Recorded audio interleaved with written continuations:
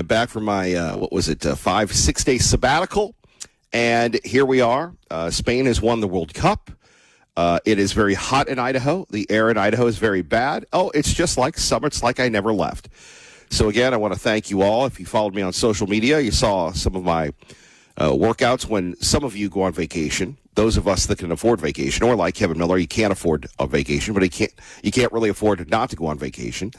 What you do is you go and the family goes and does things. And I went on a little train ride in Oregon, which I always love. And then I just worked out and had a lot of comments. I was working out at my favorite facility in Lincoln City, the Chinook Winds Fitness Facility. $5 to get into this place. And it has everything you need. And most of the people there are, retired or they're visiting or stuff, and then they come up and they see me and they, I'm just going crazy because I have a lot of calories to burn. I lived a good life. I lived the life of gluttony. So a gentleman comes up to me and just says, hey, and I happen to be, because, got to have a lot of side hustles these days. And Bo will start laughing at this one as long as Sweet William is as well. My side hustle of, doing the video stuff. And I'm videoing myself, and this guy comes up and says, hey, man, I just want to say you're an inspiration. I said, well, thank you very much. And it's always good, the power of positivity. And it's too bad that we don't have that in politics, and a lot of people will say we're naive on that, but it was probably the highlight of my trip. I'm doing lower back, and this gentleman comes up, and it's funny. I've lost 128 pounds, and I'm involved in the process, the treatment from Peak Health Idaho by Dr. Eric Liddell. And we love Dr. Eric, Beverly, Sean, and the crew. And, I get a message from them, hey, do you want to get the glucose monitor? Which, again, we've gotten 2 hours of video production done, and where we're going over the process, where you go in. And not Dr. Eric Liddell, Dr. Lyle. Thank you. It's Kevin. It's been a long vacation. So Dr. Lyle, Beverly's going to help me with my nutrition because, about 100 of this, I've kind of winged it. And then usually I'll do the seesaw, the yin-yang, the slingshot, whatever you want to call it, and then regress. Well, that's why we are partnering with Peak Health Idaho and Dr. Lyle and everyone else to document the last 80 pounds. So I've gone from 367 to 239. I want to go to 167. And it's not a gimmick. It's not this. It's not that. But if you want to see where your visceral fat is, if you've done everything in your entire life wrong, maybe you're a drinker, maybe fried chicken is your drug of choice or something else, it's not too late to make yourself healthy. And if you're like one of my buddies, you want to live forever and you have a history of, heart disease or something like that, then it's time to get yourself checked out. It's time to go to Dr. Lyle or your provider or my great friend Jeremy at, I was going to say at Peak Health Idaho, but at Primary Care. Jeremy saves so many lives. So, just a thought process. And the reason why I say this, and this is going to sound dated, but I always talk about, unlike any other talk show host in America, I always talk about, life is so precious. And clearly what happened last week to Lindsey Graham will tell you how precious life is. And in a weird way, I go, yeah, man, Kevin Miller's right. Kevin Miller didn't want to be right, but here you have a guy, and he reminds me a lot of myself before I was acquired by Mrs. Miller Enterprises, where all I did is work. Now all I do is, yes, dear, whatever you say, dear. Still not to the ability that I would like, but a vastly improvement. And if you've listened to this program, you know that, it's not all about the program, which it should be, and it is to a degree, but you have to have balance. So I'm sitting here watching Lindsey Graham, and I had a chance to meet Lindsey Graham. I'll tell you about that in a minute, but Lindsey was one of those people that maybe a lot of us admire.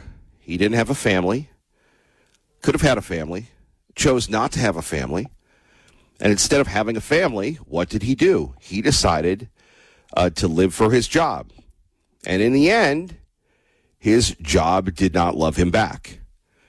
And in the end, Lindsey, you read these reports, and it's heartbreaking where I don't want to die now. I've got to go on Meet the Press. And, Kristen Welker is a nice lady. Kristen Welker is this, but Meet the Press will go on without us. This program will go on without me. Your life, your job will go on without you, sadly. And it's always good to, as they say on the airplanes, grab the mask, take care of yourself first, and then move on. And poor Lindsey Graham, he decided he was not feeling good. Instead of going to the hospital, which many of us do, he decided to lock himself in his home, and it took them forever to get to him, and then he's gone. And I heard Sean talking about him as well as many others, but it's a lesson for all of us. And I pray for Lindsey Graham every night. That guy was a good dude. And I can remember 2004. I don't know what you were doing in 2004, but I was near the height of my powers when we're talking about political talk show hosts. I was the number one show in Raleigh, North Carolina, second biggest show in the state, was doing fill-in across the country, national TV, and I was working with a man named Jerry Agar, who talked like this, and maybe you heard him when he filled in for Mark Levin. And Jerry is a very passionate guy. He drives everybody crazy, but he's a good Jerry. Imagining a guy like Jerry. Anyway, so we had to pick because we were always about egalitarianism. I said, do you want to go to the Democratic convention or the Republican convention? And I talked Jerry into going to the Democratic convention, which was fine. So he went to, I think, Chicago, and I went to New York City, Madison Square Garden, and we stayed in the hotel, me, myself, and I. We stayed in the hotel next to the venue, which was the official hotel, which is the hotel with all the prostitutes, and they didn't clean it up, whatever. So literally, you would walk across the street to go to work. And there's a couple things I remember about that. There's three things. Number one, meeting Lindsey Graham. And when I go to these places, like when we went to the Tampa convention, I don't go out. I work. And then I go home and watch the coverage. Now, many people, and they're very smart, they network. They say, hi, I'm from Idaho. And people will go, oh, that's very nice to meet you. And then they never talk again. Or they drink or what have you. Me, I work. So it's late at night. I'm sitting there minding my own business. I get there at 5, the venue at 5. I leave about 6. Tammy Bruce is next to me, now works for the State Department, who, again, like a lot of people, they talk on the radio, but they won't talk to you. Laura Ingraham the same way. And here comes this guy, Lindsey Graham, with his press secretary, Kevin. And they go, hey, how are you? I go, hi, I'm Kevin. And he goes, I'm Kevin. And I go, I'm Lindsey. And just that nice empathy, that friendliness. You didn't need to talk to me. I was in North Carolina. He was in South Carolina. He was a big national star. I'm just one of these guys with his little bag of radio tricks. Nice dude. Always remember that. Then I remember when they're trying to get Sean Hannity on the air, and I go up and talk to him for a minute, and I try to get like 5 minutes with Sean just to so I can take back to put on the air. Because for me, it never mattered about the experience. The experience was conveying it to you, the listener, even though it would be years before we would meet. And Sean is giving me, okay, you got 5 minutes. So I'm talking to Sean. And he goes, hey, I'm buying everybody steak dinner tonight at Ruth's Chris. And I go, oh, Sean, I can't go. He looks at me like I'm the biggest idiot in the world. I go, what do you mean? I go, dude, I got to work. And I'm thinking, you see, Sean's going to be impressed with me because I'm going to work. No, he looked at me like I was a dope because when are you ever going to get a dinner with Sean Hannity and 20 other talk show hosts that are bigger than you across the country? That's what and I met Don King, and I was a crazy man. And it's kind of like living that Bon Jovi song. You live for the fight when that's all that you got. And so I was, wherever I went, I would grab people. And then I remember Don King was there. And some of these conventions, you have stars and such. And so Don King was walking by, and I go, I started talking to him, and finally, he goes, I'm sick of you, Kevin Miller, and then ran away from me. Well, he didn't. He waddled away from me. I'm not done talking to you. I go, you're going to answer to the people, Don. Now, Don's a big dude. Looked at me like I was a goof, which I was, but it was one of those, junior investigative reporters with my little junior deputy badge. And you're right, Sweet William. Thank you for that one. By the way, you're listening to Kevin Miller, 580 KIDO. Hope you're having a great day. If you're working outside, God bless you. God bless you indeed. Please, please, please be very careful. We've got the tree trimmers coming over today, and oh man, I don't know how these people do it. I don't know how you do it, but you're heroes to me. Finally, we live in a world of instant gratification. So Peter Jennings, the late great anchor Peter Jennings is walking the halls, and I go, hey, man, let's go. Anyone, anytime, anywhere. And what did I do? I went up to Peter Jennings and said, yo, Peter Jennings, how are you? And he said, great, who are you? I go, my name is Kevin Miller. I'm in North Carolina. And he starts talking about a senator that took him under his wing. And all these people, all the beautiful people are going, why is he talking to the sweaty, pasty, fat man from North Carolina? But Peter Jennings, like Lindsey Graham, unlike Don King, and Sean Hannity as well, being a nice guy, they always gave back because they always understood. And that's what I always remember about Lindsey Graham. By the way, if you would like to talk to our friends at Peak Health Idaho, they've updated their website, which looks great. Their number is 683-7325. That's 683-7325. And there we have Dr. Lyle there. He's actually got his VO2 max up there. Dude, Dr. Lyle, quit showing off, man. Quit showing off, Dr. Lyle. And his DEXA body mass, jeez. Good for you. But whether you're like Dr. Lyle or Kevin Miller, check out our friends at Peak Health Idaho. They are really exceptional. Yes, we are back from sabbatical. Yes, there are a lot of people on vacation. We won't have any more vacations, although it was nice to live that lifestyle. I see why a lot of people work hard and get that pension and retire early, because think about that. If you retire, and you could double dip if you want or if you need to, and basically you get up and you do whatever you want. You're free. And for me, it was getting up at 5 or 6, going to see my man Dave at the gym and say, what's up, Dave? And then Dave and I would talk, and I would go to the classic Precor elliptical, and I'd do an hour, and then I'd work out, and then I'd go hit the sauna, hanging out with the boys like Al from Ontario, and go home. But what a remarkable time. And whether you go away or not, it's always good to take that time off. Don't be like Kevin Miller and not take your time off. Phone numbers here, 580-5436, 580-KIDO. We go to yesterday, one of the most poignant interviews on the Sunday shows. You had Jake Tapper going toe-to-toe with Abdul Al-Sayed. Yes, that's a name. He's the Michigan State Senate candidate for U.S. Senate. He is one of these wacko socialists, and he had this to say. Let's turn it down so my ears don't get blown out, Sweet William. Thank you. Iran is clearly heating up. 3 U.S. service members, 2 were killed and 1 is missing overnight. They were stationed in Jordan. 20 weeks ago, when Iran's supreme leader was killed, you told your staff, according to audio obtained by the Washington Free Beacon, quote, there are a lot of people in Dearborn who are sad today, so I just don't want to comment on Khamenei at all, unquote. I thought that quote was interesting because the Ayatollah has killed tens of thousands of innocent Iranians, not to mention the proxies that Iran has funded that have killed innocent civilians all over the Middle East. Why were you worried about offending people who support the Ayatollah?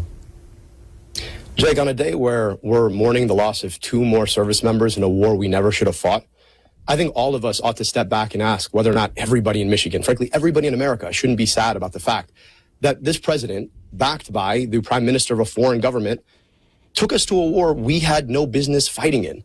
So yeah, I didn't want to comment on it then because it's a ridiculous pretext. And now you're asking me about the Ayatollah, who's dead, by the way, and you're not asking me about the service members who've died. You're not asking me about whether or not this war should have ever been fought. You're not asking me about whether or not the costs that are being borne by Michiganders in the tax dollars we pay or the gas prices that are insane right now are worth it. And so, look, let's have a conversation based in Michigan. I'm running for Senate in Michigan.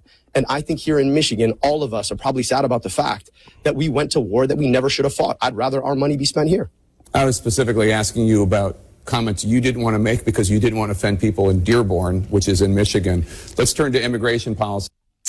Yeah, so in other words, he didn't want to offend people in Dearborn that love the Ayatollah.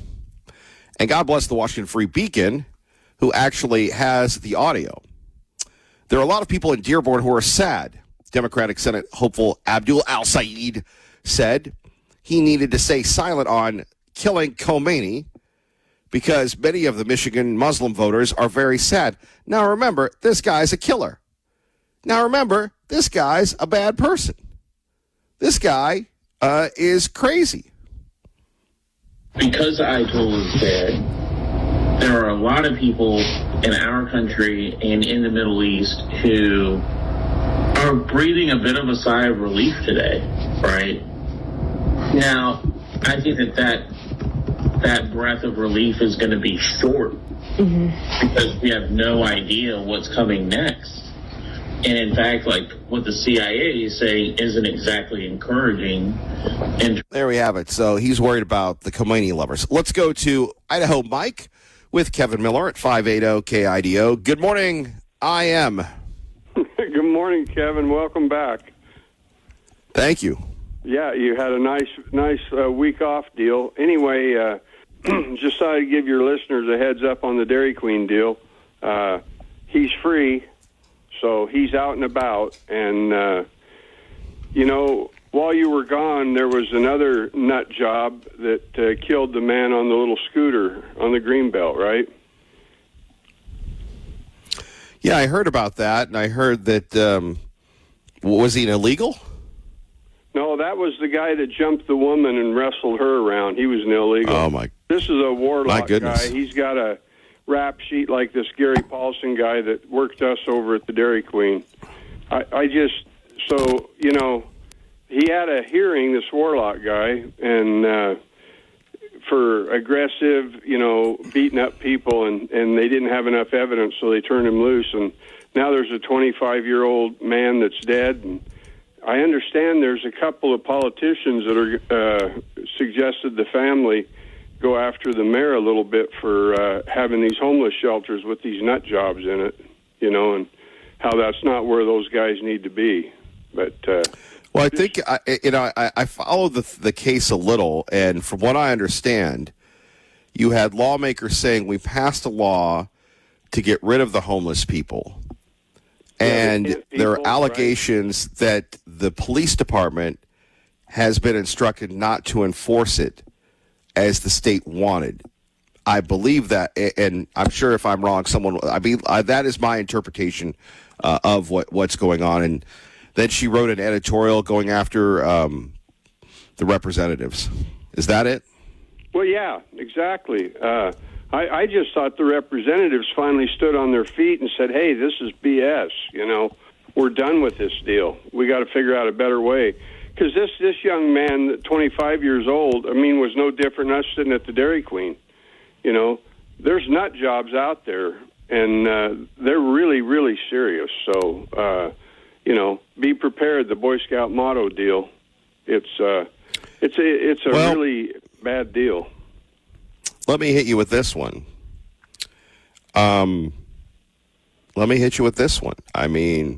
Most people in Idaho, that's why they carry the guns. Yeah.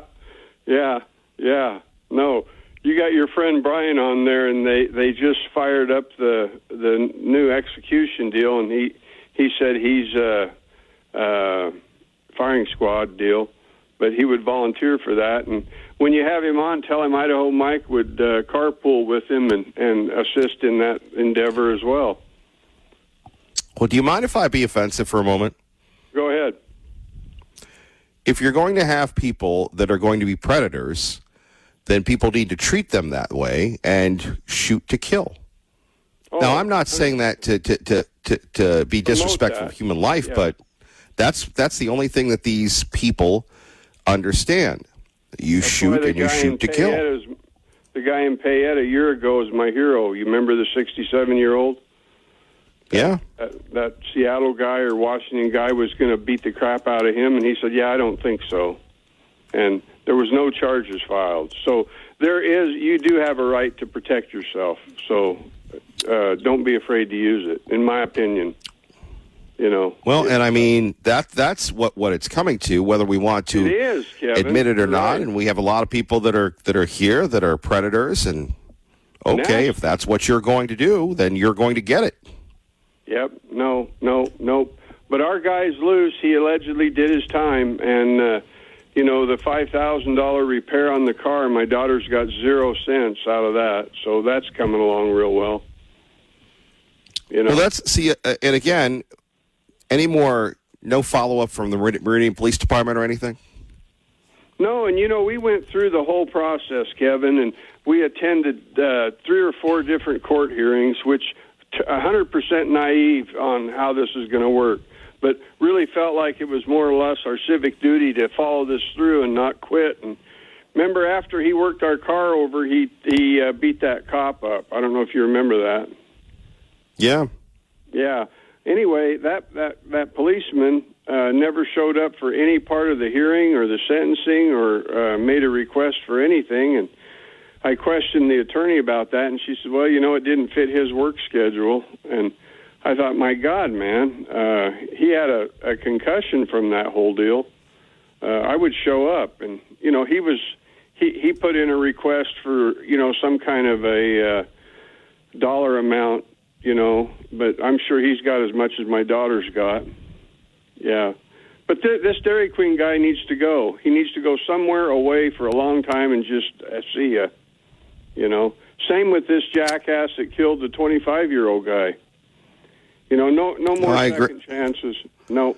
Well, here's the other thing. Why does the Boise mayor, when she's not doing all these athletic stuff, with all due respect, these stupid social media posts, why doesn't she act like an adult and address the police department in her city? There are some great police officers, but she has a lot of fences to mend, and then she attacks the state.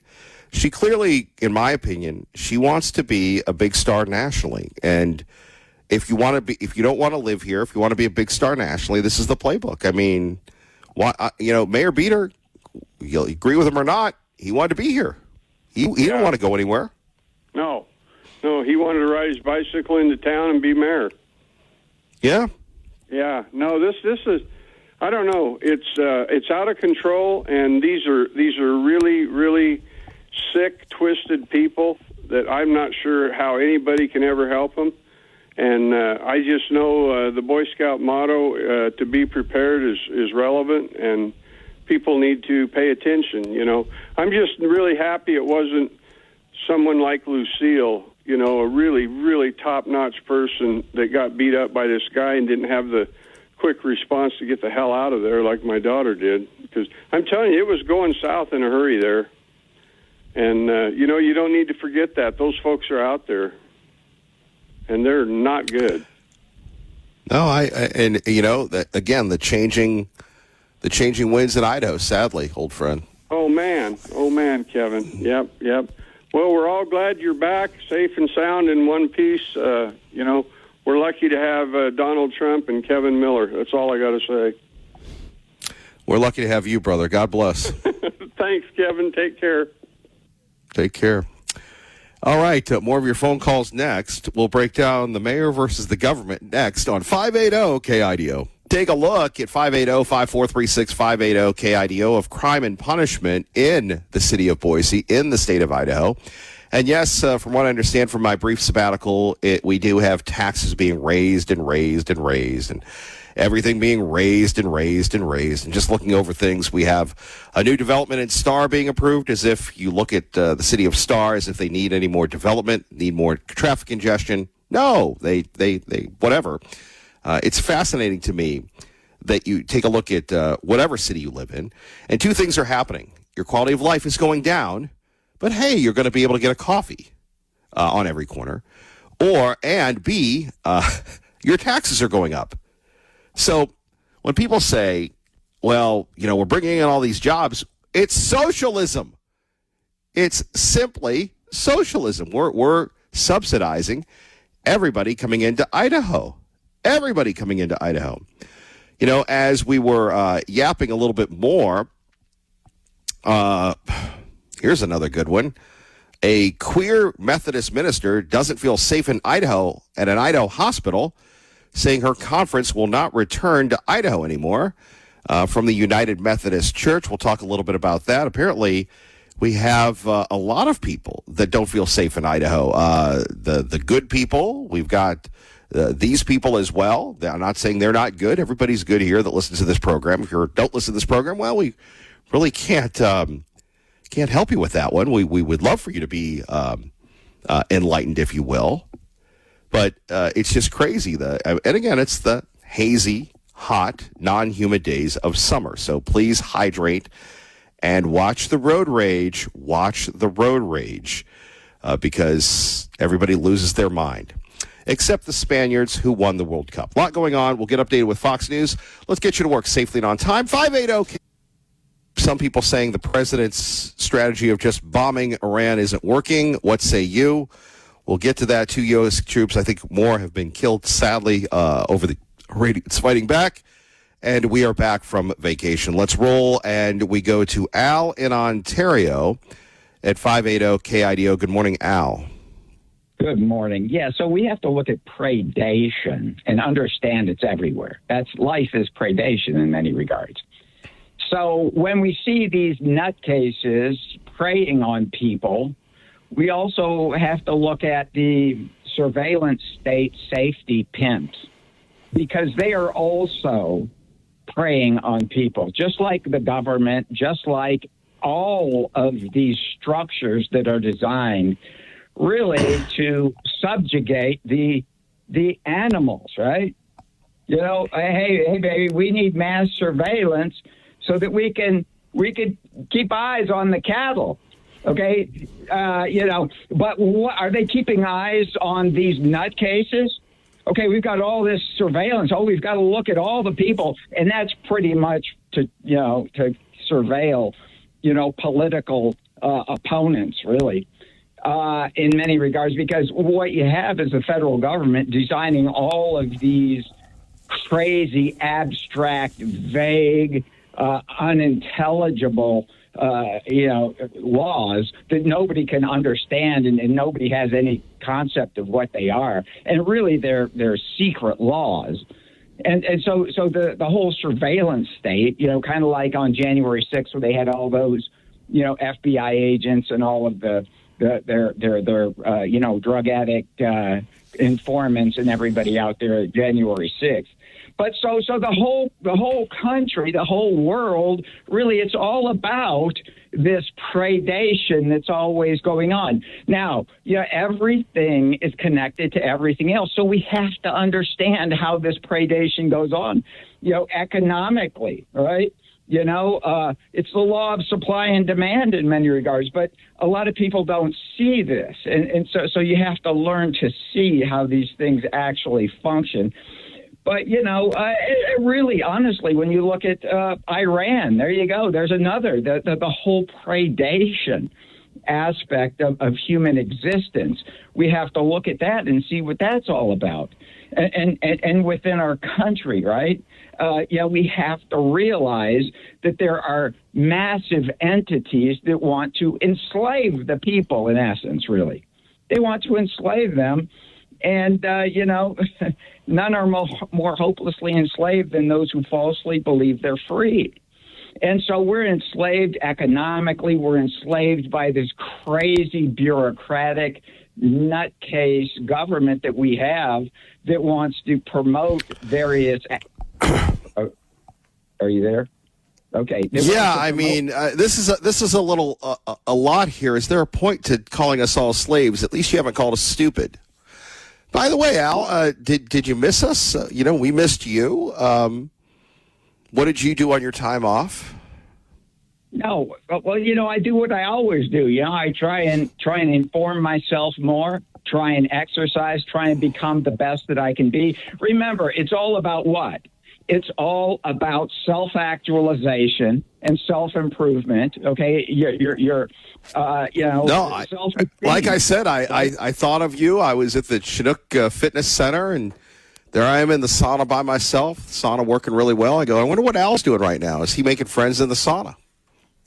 Well, here's the whole thing, Kevin. What I'm trying to do is I'm trying to get your head going in the right direction. Okay, you need to see the world in terms of reality and not ought to be. Okay, because what happens is you use your emotions in order to inform your thought processes, and my job really, in many regards, is to truncate that process of you turning your emotions into your ideas. So, we're all emotional. We're all emotional. I'm an emotional guy, but, what do you have to do?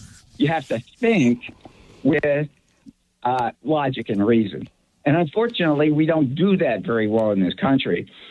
And that's why we're going down the path that we're at, where China, is continually, using their predation powers to destroy us. And we see this. I mean, there was a great speech by Stephen Miller where he actually, Kevin, this gentleman sounded just like me, Stephen Miller's speech, and he said that, we get these nutty left-wing radical nutcases, and they all look freakish. They've all got these crazy ideas. And why is that? And the whole thing is they have this passionate hatred. And it comes from the fact, I think, they don't have any discipline. Okay, they never were brought up with any discipline. They're spoiled little brats. They were brought up as spoiled little brats. Okay, and nobody ever imparted discipline on them. And so consequently, when you don't have discipline imparted on you, what happens? You turn into a loser. And so when you're a loser and you're constantly losing and losing because you've never developed self-discipline, what happens is, you start in your mind, you start making up excuses for why you're the loser. And guess what? It's not because of your own faulty understanding of how you need to live. It's because the system. Again, I think we've gone on a different path here. We started with predation. We're all slaves. I'm emotional. Did I miss anything? No, Kevin. It's all the big picture, bro. You got to learn to see everything's connected to everything else. No. And then I forgot to give the Al trademark. We're all stupid.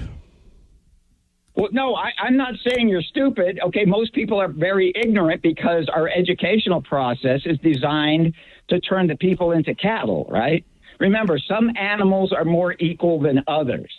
Okay, what we have today, okay, in this brave new world, okay, where the government wants to have people have drugs, okay, yeah, they want to drug the people. Okay, yeah, you can have your drugs, you can do whatever.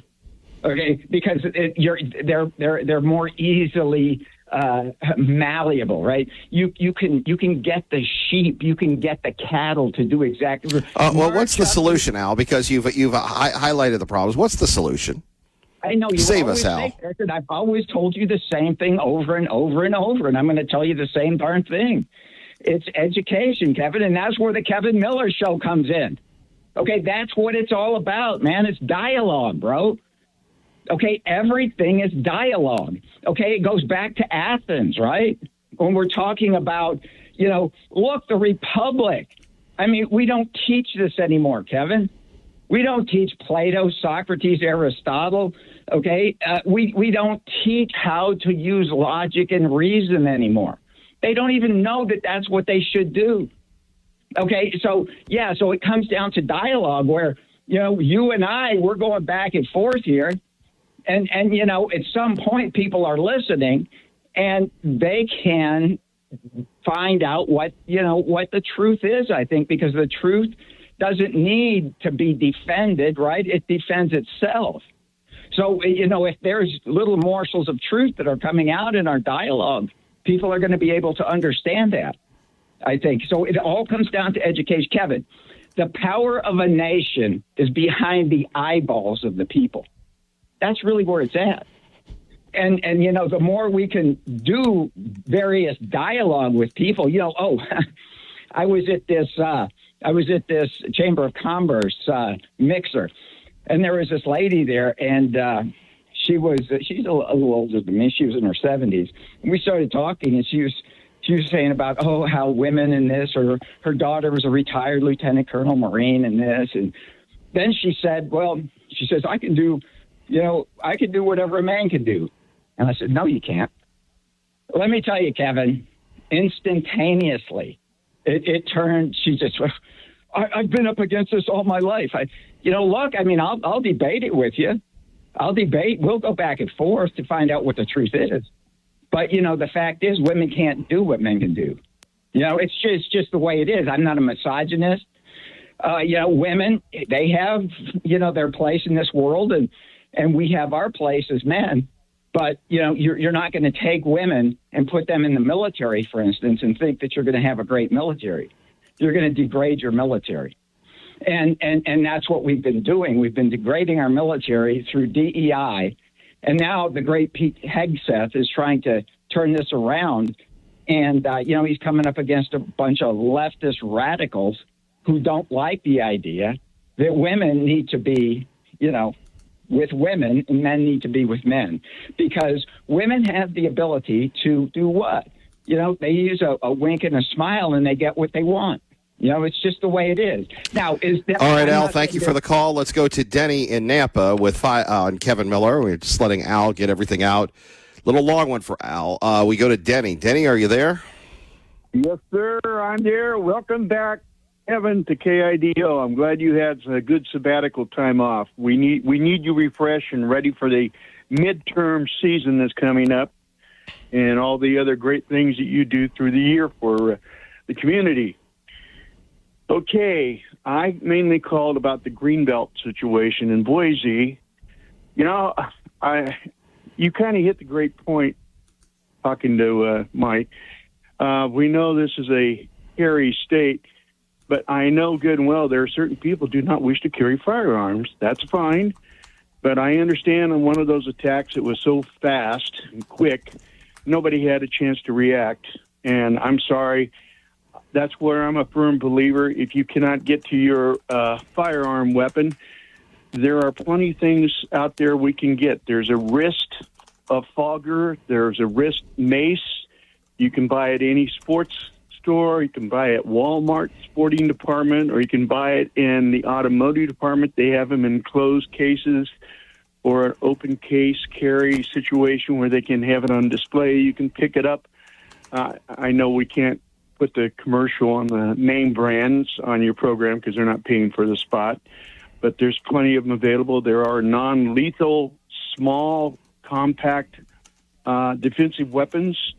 I know when Dylan comes on, maybe talks on your program today, since you're back, he could probably elaborate that even more than I can. There are classes on how to use mace, how to use the fogger. That's a great tool. And when someone attacks you, like the last individual that attacked a person that's already out on release, or maybe he won't be released for a while, the murderer suspect, he will probably be incarcerated for a while. And while you were gone, I don't know if you've read it or heard about it, the 19-year-old and 20-year-old here in Napa, they ran into a fast food place. One of them had worked there. Nobody used any defensive weapons that was in the fast food place to stop or prevent the robbery. Picked up a whole cash register and walked out the door and put it in a stolen car that they had. It was recovered a couple of days later. So we need to have more people having other defensive tools. If you don't want to carry a gun, that's fine, but you got mace, you got several other things you can do to defend yourself, Kevin. No, I would agree with you on that. I'm sorry. I'm quite sure you are aware when I was there at when you were at the Subaru dealership or even at Walmart. I'm a firm believer in ABCs. Always be carrying a defensive weapon. And that's the best way anybody should be today. We got a lot of nutcases out here. But you got to be practical about it. And we've always said, if you do use that defensive tool, remember, you don't aim at a subject unless you know you're going to be able to destroy it. And remember, not every bullet that someone shoots out of that defensive weapon, you got to be accountable for it. Just because you aim at a certain spot, if you don't go out and practice, you're not efficient. You are not efficient. And if you don't carry liability insurance, that's even a tough one too. Just because you, I would agree with you. And the district attorney may not file for some people on defensive situations in Idaho, but civilly we're still liable, and so we're still got to have some type of defensive tactic insurance for that. So keep that in mind. And I'm glad your health is doing good because we need you out there on your airways daily, Kevin, on KIDO. I'm glad you're doing something about it. I'm sorry. I'm not taking it to that extreme like you're doing. I'm doing my other extreme as long as I can keep on doing. I've ripped out my front yard. I've taken all my sod out myself. I did not hire a subcontractor to do it. I've been working even in the heat part-time, renovating my own shed in my backyard. I've taken all the rotted out wood. I put in new wood, and I am doing that myself. I enjoy that kind of work. I'm an outdoorsy guy. I've always been. I enjoy being outdoors. Unfortunately, I still got to spend my time inside working with my wife because she's still handicapped, but she is getting better. But, so it's fun. It's challenging, but that's the thing that a lot of people I understand, having her in and out of the nursing homes, a lot of people, once they put their loved ones in there, they don't pay attention. They go do their other life and don't come back and see their loved ones in the nursing home.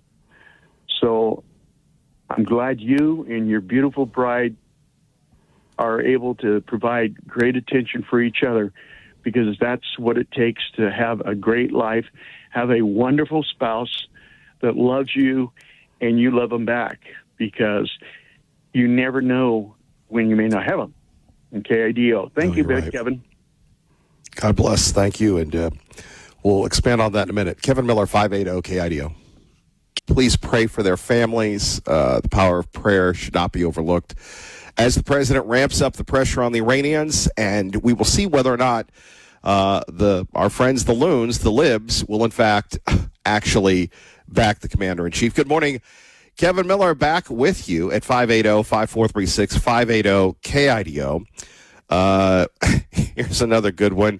Mandami is running wild, currently saying Kamala will get his endorsement if she signs the Block the Bomb legislation. Apparently, we won't be allowed to defend ourselves anymore, which is craziness. Anyway, let's go to the phones, and we begin with Dylan, who joins us now at 580-KIDO, and we'll find out what type of trouble Dylan is in and what type of trouble he will get us in. Two certainties whenever we have Dylan on. 580-KIDO. Good morning, silly Dilly.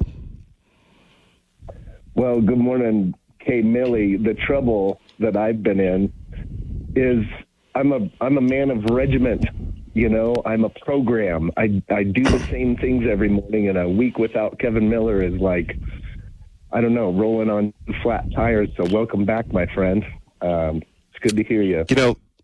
Thank you for that. I have really toyed with the idea of taking you all to the beach with me, because the only thing I really do differently is I just stare at the abyss, wonder about my future, ponder the universe, do a lot of prayer, and train at the gym with, if you follow me on social media, you'll see my buddy Dave, who is just the greatest guy ever. But I've pondered about just doing it at the beach, but then, the godless corporation, and you've worked for a few, then they get even more skin out of me. So it's a sacrifice for me as well, my friend. Well, absence makes the heart grow fonder, Kevin. Listening this morning, right back at it, boy, you don't skip a beat. Denny, man, like me being able to provide some insight on self-protection. Exactly. There's the ding. The ding welcomes you back as well. That one got me, by the way. Yes. That's a massive subject. The number one rule is get out. Avoid situational awareness. Don't be getting yourself into the situation in the first place. And this, while I'm a firearms business, I'm a Second Amendment man. Yes, I believe we should be all carrying, but that's not realistic, because carrying requires practice, thought, and training. The biggest thing that we could do right now, and if you want to carry, great, take the class and practice. And if you think you're going to carry some semi-automatic like you're John Wick, you're sort of a fool, because he's right. Number one, when that moment is happening, you, without training, without programming regiment, you aren't going to handle that firearm properly. A revolver that's kept in a holster, and you can find small ones, are quite safe. But even then, is it realistic? And if it's for your self-defense, absolutely. But then if you see somebody having something happen with them in front of you, are you going to go hero? Those are big, big questions, man. And it takes a lot of thought, daily thought. Well, and you know, let's face it. What happens? And Dylan, are you a tough guy, Dylan? Just answer yes or no. Absolutely not. Okay.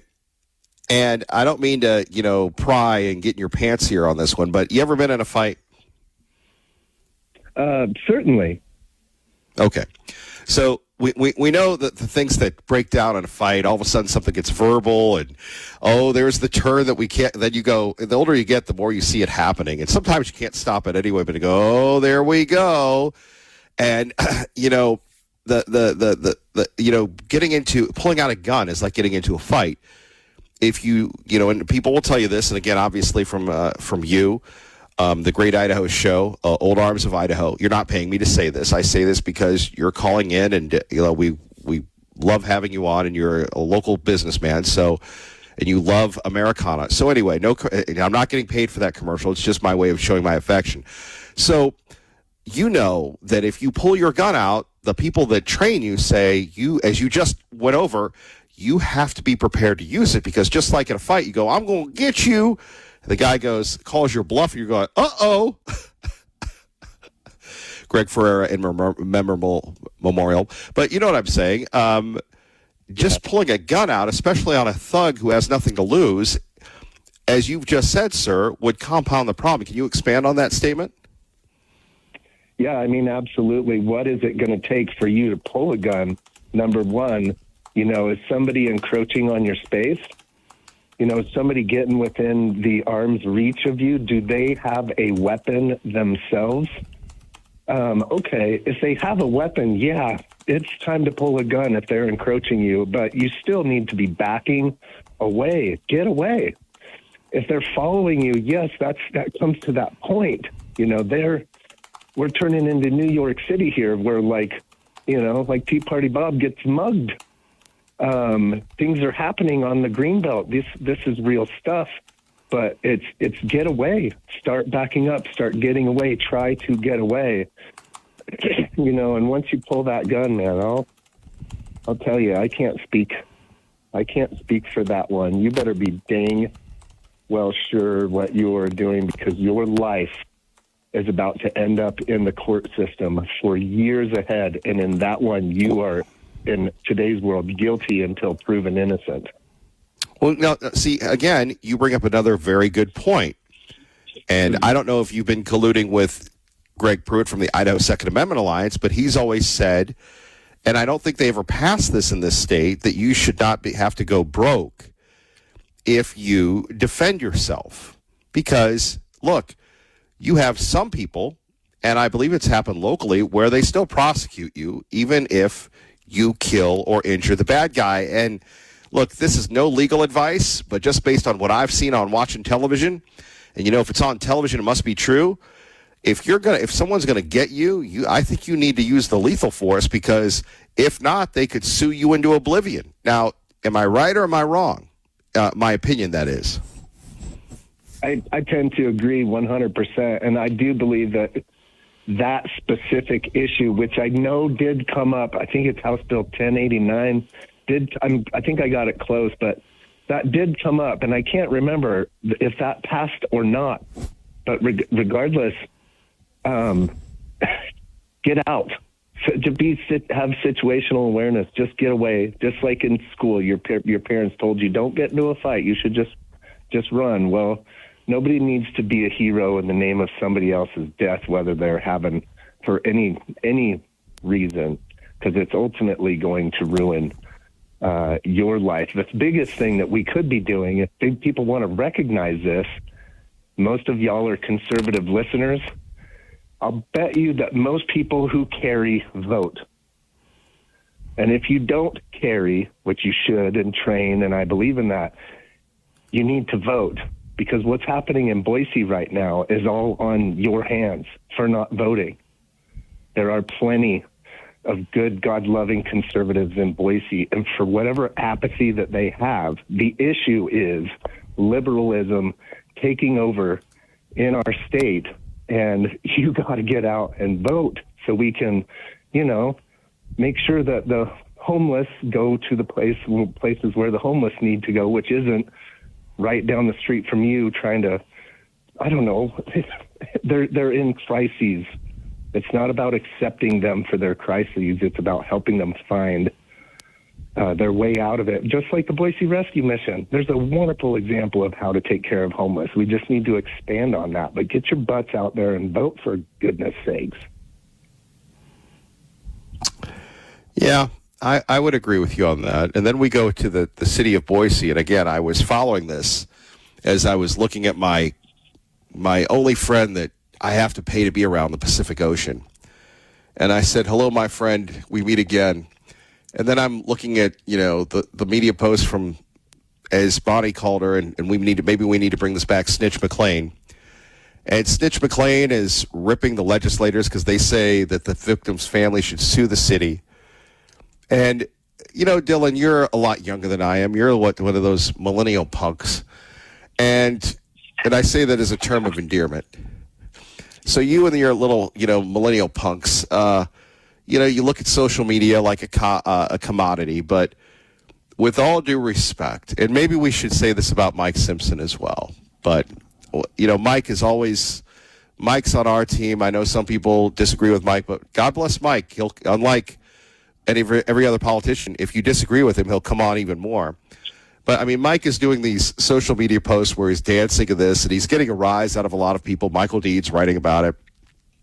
And then we have Snitch McLean, who is, I can't wait to see her at the Balloon Classic, because I'm sure she'll have her video crew with her. She's at a comic book store.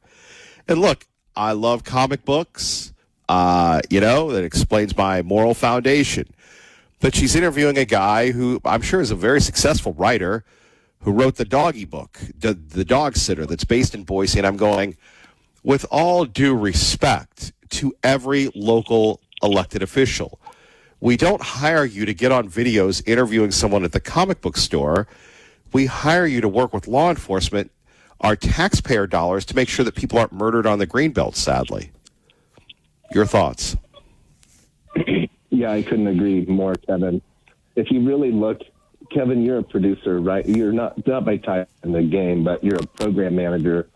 You're a program director. Well, no, I would say that everybody is a producer, because you have to come up with the content. You have to go, yes. So, but that's my point. Me being a producer as well, I know very well how much time that it takes to actually put out a good production, especially if you're using a team. It takes planning and time. And when you really look at the analytics of how many videos and how many productions she's doing and just do the math on time, we're now paying her, by the way, she was getting paid $157,000 a year, voted in her 13% pay increase herself to pay $178,000 a year to do what? To be a producer for herself for a national platform. It is not about governance anymore. It is absolutely the classic liberalism of it's soft and it's squishy and it sounds good and you just got to love me, and ultimately you have people dying on the Greenbelt. We've allowed this, we've accepted this, and we need to get out and vote. And one more clarification: how dare you put me in the millennial class, my friend? I'm a you're a little millennial. You want to be loved. I'm Dylan. Look at me. Clicky, clicky, clicky. Millennial. I'm hanging up on you now. Thank you. I love it, back, my friend. I had nowhere else to go. No one else wants me. Well, keep it right there, my brother. 580 KIDO every day. Love you, Dylan. God bless our great friend Dylan from the Great Idaho Show at Old Arms of Idaho, 580 KIDO. But really, you have I'm looking at this stuff. Representative Skog, who his family has done so much for the community for years and years and years. They don't talk about it, but they do. And then politically, one of the most, if not the most conservative representatives. By the way, I'm very fortunate that I have both Representative Skog and the speaker in my district. Ha. But they've come out and they've said, look, what the heck is going on in Boise? Now, I have vowed not to delve into the cesspool that is state party politics because most of the good people have pieced out of it, and I get it why, because it's very toxic. But with all due respect, we have a lot of pronouncements by the state Republican Party. Hey, we're going to stop the grocery tax. Went nowhere. Now we're going to eliminate the property tax. Sure you are. But they ignore the thorn in the side in the entire state of Idaho. And we're not talking literally, but we could, but figuratively, the city of Boise. And, whether it's in Portland, which is a cesspool dump, whether it's Seattle, which is the same thing, whether it's in Atlanta or wherever you go across the country, you have these liberal city urban centers that continue to sprawl. We see this in Meridian as well, where we're Republican, but are we? Don't know. Very different vibe. Raise taxes, just like Boise. Everybody's raising taxes. And here we have the city of Boise, the liberal stronghold in the state.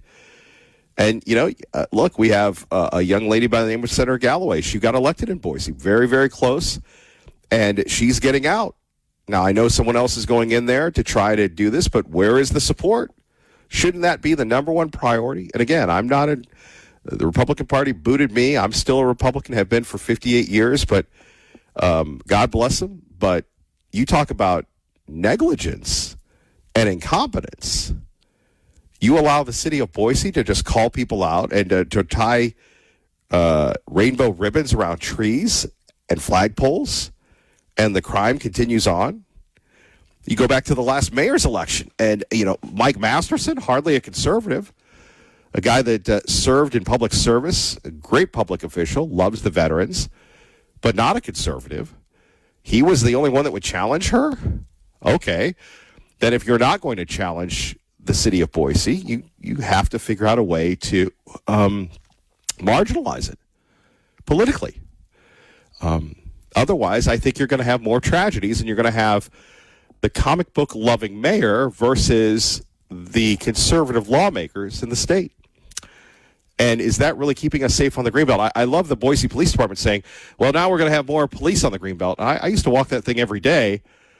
And, the biggest threats are the bicyclists. The biggest threats were the e-bike people.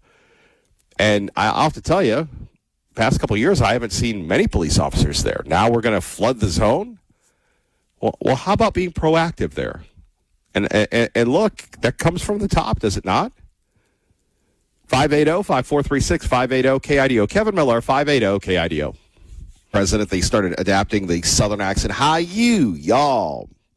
Well, someone who's worked in the South, loves the South, has friends and family in the South. You're going to love this one from AOC. We cannot afford to leave Tennessee behind. We cannot afford to leave Kentucky behind, Alabama behind, Mississippi behind, Georgia behind, South Carolina behind. All about the behind. Roll on.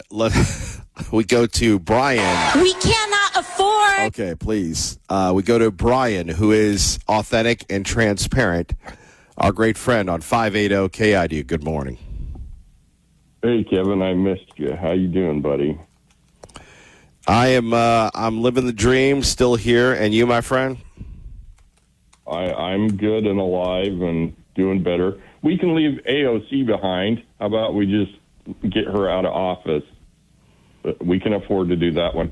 Hey, Kevin, I've done security and worked in law enforcement. Now time for the seven things. Sorry, Brian. was Sweet that? William is struggling to get back to work here. Go ahead, please. My apologies. It's all right. He's warming up. I get it. Security is a layered approach. So I want to give you an idea. I used to walk the Greenbelt. I lived in Boise. I'm going to reveal some information. First, read a book, Inside the Criminal Mind. It explains how criminals think differently than normal people do, and that will change your perspective on life, and it'll also increase your awareness, and you might have nightmares, but pray and you'll get through it. I agree with Dylan. You need to be aware. Most criminals will seek a point where they can get close to you, like a mountain lion or any other kind of predator. They try to close the distance and ambush attack you. So you have to be ready for that ambush. Be aware of bushes you're running by, down by the Greenbelt, trees, anything a predator could hide behind. And again, security is all about layered approach. So pack a gun, pack 2 guns, pack a knife, pack 2 knives, make sure you're quick with them, and learn some kind of self-defense. My favorite one is target-focused training. It teaches you where the human body is weak, and it doesn't matter if you're a 100-pound woman or a 300-pound man. It teaches you where to strike and hit with either a weapon or with your hands. And I disagree with Dylan on a couple things. When a predator ambushes you like that, it's go time. It's proven, it's science, that the person that usually takes the first hit loses. So if somebody ambushes you, you have to be the person that gets the first punch or shot or stab in, because the way the body reacts, you go kind of into your body neurologically automatically reacts. So I agree with Dylan, you should get away, and that has more to do with awareness. But if you're in an ambush situation, you got to fight. And you have to have this mentality that if I go, you're going with me. And that's what will get you through that. And I know that from experience, Kevin. Not only 2-legged people, but 4-legged predators. So, again, get training. And Dylan's right. You need more training with semi-automatic weapons. But I'm going to tell you, Kevin, I pack 2 semi-automatic pistols. I don't pack revolvers anymore. And if somebody ambushes me, I'm not going to pull it out. I'm going to shoot you through my pocket if you ambush me, because when they ambush you, it's usually 3 yards or in. So it's so quick. You just react. You don't even think. And you've got to program that reaction into your subconscious body. But I agree with Dylan. Awareness is huge. Kevin, I have stopped so many crimes or ambushes just by my awareness, and that goes back to that book, Inside the Criminal Mind. It's required reading by, I know, at least prison guards. You need to understand how their mind is different, how they think different, and that sets you up so your awareness is spot on. Another thing they'll train you in law enforcement or any kind of security is like you can deflect 98% of this just by your mindset and being a predator yourself. Predators don't like hunting other predators. They like prey. So they look for easy targets. So make yourself a hard target. Any questions, Kevin? Well, what do you make of the rise of the predators in Boise and the lack of really anything from the mayor except to blame the State House? Well, let's just go back to policies and politics. How has the politics in Boise changed? And have we had, go back to what I'm saying, have we had an influx of people that aren't hardened people, that aren't aware of predators, that want to go about their life thinking, oh, it's nothing but roses and I don't have to worry about anything, and the cops will protect me or whatever will protect me. Again, if you have more people with that perception, the predators are aware of that, and they seek out places like that. Kevin, when I go duck hunting, when I was a kid, I would go where there's more ducks. You know, like the whole river would lift up, and I would shoot there. I didn't go seeking after a grizzly bear or a mountain lion. So that goes back to my perception of, and I'm not trying to cast blame, I'm trying to educate. You need to go read that book, Inside the Criminal Mind, realize that the world has people that think differently than you are, and that they are out there and they look at you as prey, and you need to adapt to that. And I'm just going to say it, the liberal mindset has a tendency to want to ignore the realities of life and adapt to them. Conservatives have a tendency to be like, okay, this is the reality of life, and this is what I got to do to deal with it. So first you have to change your mindset that these things do happen. Like 1 in 4 people have a violent encounter in their lifetime. So it's going to happen to you most likely in your life, even if you're not in a security role position. So you need to make a plan, adapt to that, and move forward. And there's just a lot of people, and with a higher population count and a higher, like a more city-type environment, people have a tendency to be more complacent in that environment. And a lot of people move to Idaho thinking, oh, it's Idaho, I'm safe here. And I say this on your show a lot, Kevin, you're not. I've had more encounters with actual four-legged predators in Idaho out in the backcountry than I've ever had a problem in the city like Houston. So you need to adapt to that reality too. Questions? Brian, appreciate the call. Thank you. Love you, Kevin. Glad you're back. Love you. Appreciate you being with us, Brian. 580-KIDO. Don't forget our sponsor of this portion of the program, Window World Boise, windowworldboise.com. Time to get those windows. Better do it now. Save money on the rest of the summer heat bill or the cooling bill. And, of course, winter, get those windows, those new windows in, get them insulated, get that warranty, get it affordably. windowworldboise.com. Let's get you to work safely and on time at 580-KIDO. Members of Congress saying ICE isn't a real law enforcement agency. I actually think that emboldens some people to say, I'm not going to comply with ICE. And I think no matter what people think of ICE, no matter what you think of immigration law, you should always comply with law enforcement. Yes, but in the shootings in both Houston and Maine, the people who were killed were not the intended targets. Have you caught the people you were actually looking for? One of them, I believe we did, but, that happens in law enforcement all the time. I mean, we're working, we get leads on individuals, and you say, okay, well, this subject lives at this house, he drives this car. And when that subject leaves that house, 6 o'clock in the morning, and someone gets in that car from that house, they assume, okay, this is our guy, and they'll do a vehicle stop. And depending on when they make that stop and that person complies, either they're going to be arrested or released. That's the way it's supposed to be. So, law enforcement deals with misidentity every day across the country, not just ICE. Every law enforcement agency. I was a cop.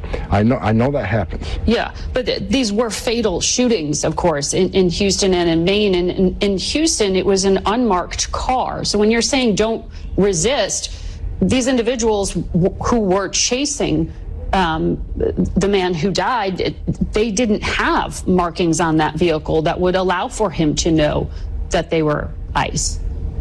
It just looked like a car coming after them in the videos. No, they have emergency lights. Officers have insignia, so when they get out of that car and approach the car, you can clearly see the law enforcement officers. And there we have it from Tom Homan on CBS. You think that once Donald Trump is gone, it's the end of MAGA? Meet the press. There we have it. So, Kevin Miller in the morning, KIDO Talk Radio. Don Lemon, we won't give you Don Lemon, but we are here. The big news of the day, obviously, we are continuing our war with Iran. It has gotten very, very, very real. More Americans, sadly, have been injured and killed. The president saying that our cause is just, hitting Iran harder and harder. Our friends, the libs, are telling everybody, well, we're running out of weapons. Really? Okay, that's really what's going to happen. Gasoline prices are up.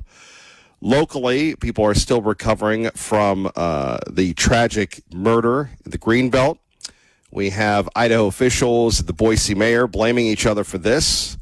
That happened last week, obviously. I was out. We are back live taking your calls at 580-5436, 580-KIDO. Locally, the controversy over the flock cameras continue.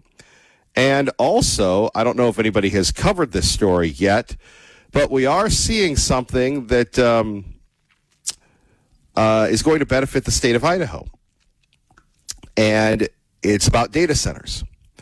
And we have the data center rebellion going on in Utah, where now all of a sudden Fox News and Kevin O'Leary and others are being sued because there was an allegation made that two Utah groups that oppose the big, massive data center are being funded by the Chinese, which they weren't fact-checked, they weren't corrected. No one even said allegedly, apparently, on Fox News. So there's lawsuits there. We have something going on in New York that's going to impact Micron that is going to help Micron in Boise. Our challenge, of course, is, as we've seen, and I don't know if this has happened to your area, but we're out of water. We're on every other day of water here in my subdivision. Perhaps we'll be eliminating that. And again, there was only one show in Idaho that talked about this, and we're talking about a water crisis. And, well, is anybody doing anything about it? Maybe they're going to go hang out with Dave at Lake Coeur d'Alene. Phone numbers here, 580-5436, 580-KIDO. Before we go to New York and Idaho, let's go to the cleanser, our friend, Mr. Double D, David DeHaas. Paid for by Living Waters Wellness Center. And here he is. How are you, sir? Oh, my gosh. So glad you're back. You know, we missed you like a bad colon misses a good colonic. The colon needs the flush, Kevin, and we, the people of KIDO, need a political flush every single day of the week. Well, I thought of you. I had a very challenging bowel movement in Bend, and I was thinking of you at that time and said, you know, if I had cleansed myself, that stuff wouldn't be struggling to get out. Never go on vacation without a good flush. That's what we say. Well, it's true. You don't miss a beat, do you? Up when they go on vacation. It's a emotional thing for sure.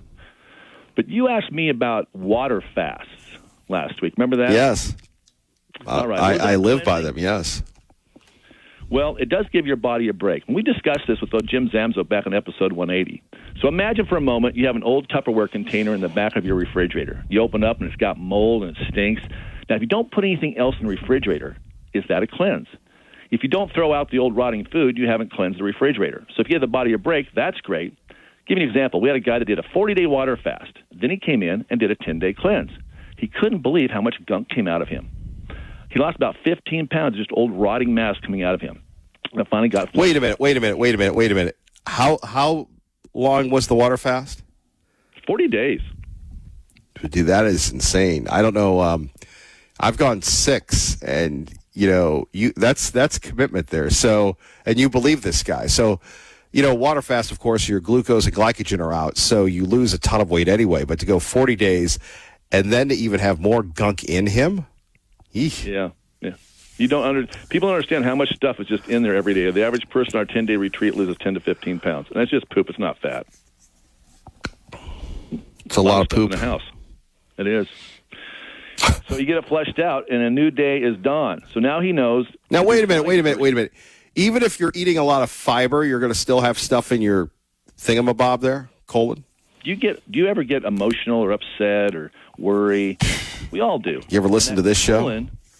This colon, yeah, gets in knots and twists on our website, on our 4 Natural Laws of Healing video, you'll see. Yeah, it's like Dr. KIDO Holmcombs. It's not a beer belly, it's a poop belly. That's what happens. You get a lot of junk in there. Even the young ladies who look skinny, they got a lot in there. It's amazing.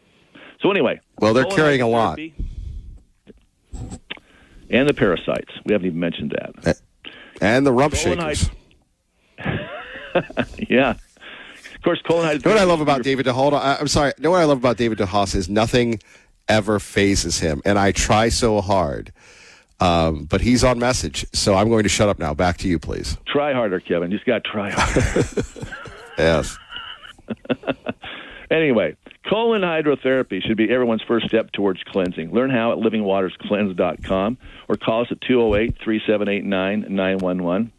Then listen Sunday mornings at 9. We give you all the details on how to heal the body right here on KIDO 580 AM. This week on the Whole Body Detox Show, we dive into scanning the body for energy breakage. My guest, Daniel Zavrell. Don't miss it, Sunday at 9, and nothing herein is meant to diagnose, treat, or cure any disease. Seek out a qualified healthcare professional to see if cleansing is right for you. I guess our time is done. Well, it's sad. But it's been a week, so it's been a hard one. It's been a hard week to get through without these calls. Well, again, we have a lot of we could consider these calls kind of like a verbal or an intellectual cleanse. It's somewhat emotional, too. You get to kind of get some of the emotional components out, I think, as well here on KIDO Talk Radio. That's why people call in. Have you ever had like, someone you politically disagreed with, service them at Living Waters? Like, is liberal fecal matter different from conservative fecal matter?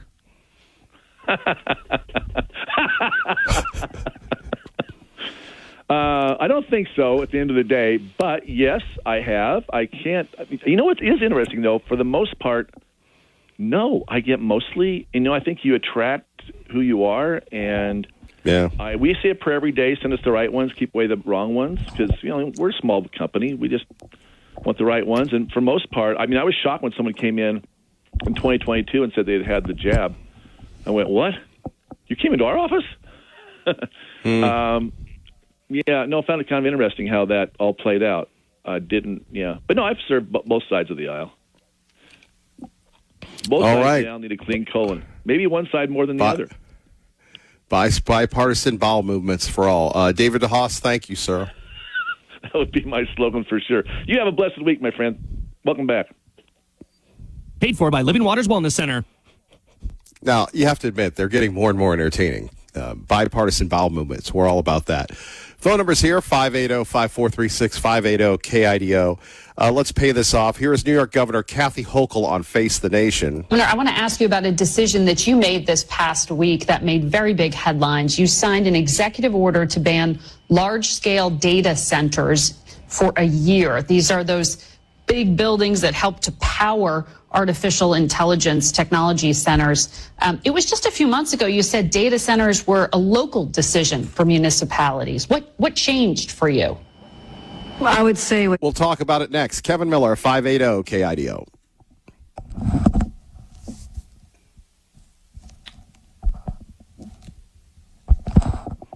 Well, maybe we'll talk about it now. Phone numbers here, 580-5436, 580-KIDO. That's Kathy Hochul talking about the data centers and talking about banning them. We'll talk about why she's doing that, what this means for Idaho and Micron next. Kevin Miller, 580-KIDO. Last week the dope smokers lost again. And look, we have to act like we've been there before. No dope smoking in Idaho. Thank you very much. Despite the money, despite everything else. And if you travel to Oregon, whether you go to Ontario, you go wherever you're anywhere in the state of Oregon. And obviously, with our new signal and still working, that we go deep into the heart of Oregon. And, wherever you go, you see the weed shops. I think there's a franchise called Mr. Nice Guy. And I saw him in Lincoln City. Then I saw him at Rockaway, all these beaches. And I'm like, dude. And it's a cannabis place. Did I go in? No. But, you have your kite store. You have your weed store. And...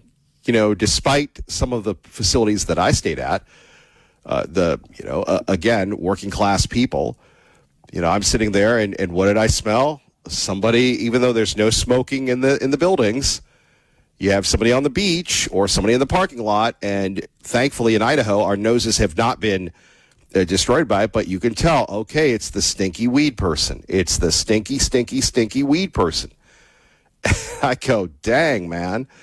And, somebody with their Philly blunts on the beach and stuff. And, saw this lovely couple. One guy had a Philly blunt. The other one had, an open glass of alcohol. She was dressed up as like a bunny. He was just kind of dressed up like Kevin Miller looking for a kickball tournament and had a nice conversation with them. But I'm going, really? You can't go somewhere else with the weed? But it's not going to happen in Idaho. And that's a wonderful thing. It is a marvelous thing. Now we have the fight for life in Idaho. And, there are a lot of people that, they like to be whatever. But this is the Battle of Zama. And if you don't know what that is, Google the Battle of Zama, the great end of the Punic Wars between Rome and Carthage. This will be a challenge for everyone. And whether you're an establishment person, whether you're a grassroots person, maybe even if you're a libertarian person, you have to decide if you want to keep Idaho the pro-life state of them all, or succumb to the liberal media industrial complex funded by people in Big Med, Big Pharma, that want to destroy what Idaho has created.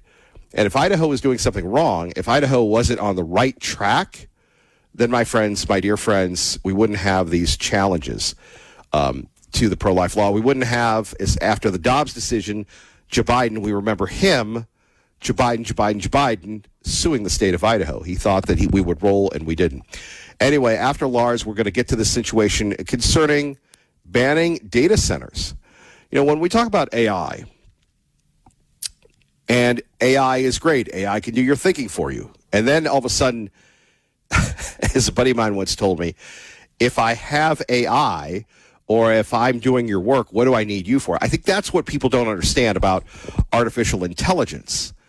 And I go back and forth with Dylan on and off the air about it. Yeah, Perplexity is great. Claude is great. ChatGPT is great. But just like using a calculator, all of a sudden we are not exercising our muscles of arithmetic, our muscles of logic, and the machines take over. But the machines can't build data centers themselves. So you want to solve the solution to AI, maybe take a look at data centers and what the cost is versus the benefit. A lot going on today. We'll get to that with Lars Larson. Kevin Miller in the morning, 580 say it with me, please. KIDO. Every week, except when he's on vacation or I'm on vacation. Lars, always great to have you. Can't wait to hear you today at 4. Well, and in fact, I'm going to take a little vacation at the end of this week. Tina and I are going to take Payson to my granddaughter to Silverwood. We go. This is her big annual trip. She's 10 years old, and she loves Silverwood, which is located just north of Coeur d'Alene. It's amazing. I go to Oregon, and you go to Idaho.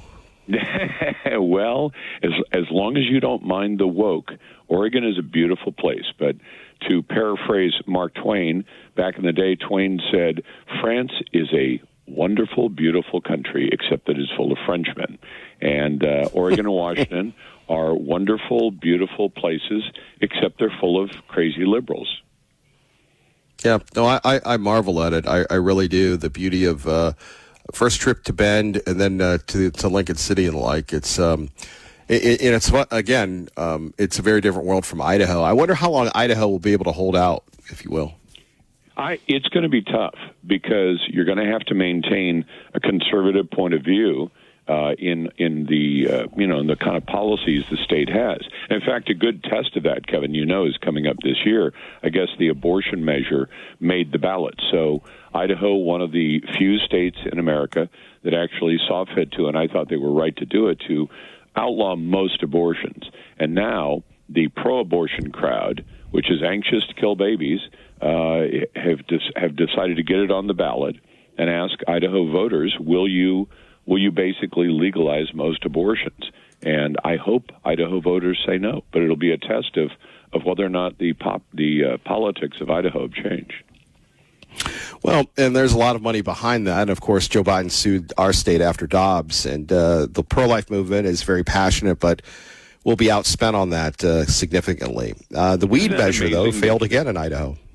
Yeah, somebody who's and I know it wasn't really probably Biden who did it because somebody else was calling the shots at the White House, but imagine taking the view as a president, if you assume that Biden actually did that that we have a federalist system of government. That is, the federal government has certain enumerated powers and responsibilities, and everything else goes to the states. So then when the Supreme Court says, under Dobbs, abortion is not a federal decision, it's not in the Constitution, and it is up to the states to regulate it, and then when a state does that, like Idaho did, the Biden administration sues the state and says, no, you don't have the right to do that. I think that's ridiculous. It's offensive. I would agree with you on that, Lars. I'm going to open up the floor to you before I have my own questions for you, because again, this is your time here at 580 KIDO. What are you focused on this week? What do you? There's a little bit of. Obviously, what's going on in Iran is really important, because Iran has apparently decided it needs to be pounded back to the Stone Age, and I think Trump is trying to do it relatively surgically, because he'd like to leave a country and enough intact that when sensible people take it over, there are insensible people running the country now, that there will be something left there. And Iran's primary foreign currency comes from selling oil. So if for example, at the beginning of this whole thing months ago, if Donald Trump had said, we're going to simply blow up Karg Island, which is what the main export point for 90% of the oil out of Iran, he would have sent the country into an economic, basically a death sentence for them, because there's no way to make money. And that's really that, fertilizer, and I'm trying to remember one of the other major exports of Iran. There isn't much. So you got to focus on that. There's still some follow-on to Donald Trump's speech last week, which I think the president oversold. He said, it's going to be this giant bombshell and all these things. And then it turned out, no, it really wasn't. I mean, it confirmed what a lot of us knew about the 2020 election. And, of course, it irritated the mainstream media, because they're hooked on the idea that anytime a Democrat claims that an election was faulty, as Al Gore did in 2000, as Hillary Clinton did in 2016, it is completely okay for them to do it. But if a Republican suggests that an election is faulty, then they are an election denier and they must be condemned. And I will tell you something, Kevin, that's happened since you and I talked last, and that is the mainstream media making the decision. And it was bizarre, because CNN literally came on the air and explained it. They said, the president is giving a speech tonight. We are not going to air the speech. We will watch the speech.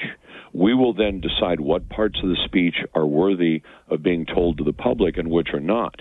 So you have the mainstream media, big media, ABC, NBC, CNN, etc., deciding you don't need to have this information. We will decide if the information is worthy of your ears and your eyes. Now, imagine the arrogance of that. It's arrogant, number one, but in what kind of country does the government decide what the people are entitled to know and what they're not allowed to know? Well, I can tell you two of them, Russia and China, and to some extent Venezuela, Cuba, and others, but the big examples would be Russia and China. You say, why? What happens there? The Russian government decides what the people get to know and what they don't get to know. I would imagine that to a large extent, Iran's government in Tehran decides what do the people get to know and what are they not entitled to know. And now we have American news media playing that same game. It should be condemned roundly. In fact, journalists should condemn that. And if you say, but Lars, reporters routinely decide what to put in a story and what to leave out, you're right. Because in almost every story I've ever done in my life, even when I was doing a weekly news magazine, where the stories were 12 to 15 minutes long, which is an eternity in television, you still had to decide how much can I fit in there. But any reporter would say, well, if there's something big happening, we tell people what happened, and we try to tell them all the relevant things about that. You say, would you ever deliberately hold something back? No. And the excuse that CNN used, and they actually, because I ran a soundbite of a CNN anchor, I think it was Tapper, saying, this is why we're going to do it. The president routinely lies, they've decided. And so therefore, we will evaluate what he says and then decide what part of it you get to hear. And imagine that, because there were a lot of things that have been called lies in the last 5 years that turned out to be absolutely true. Absolutely true.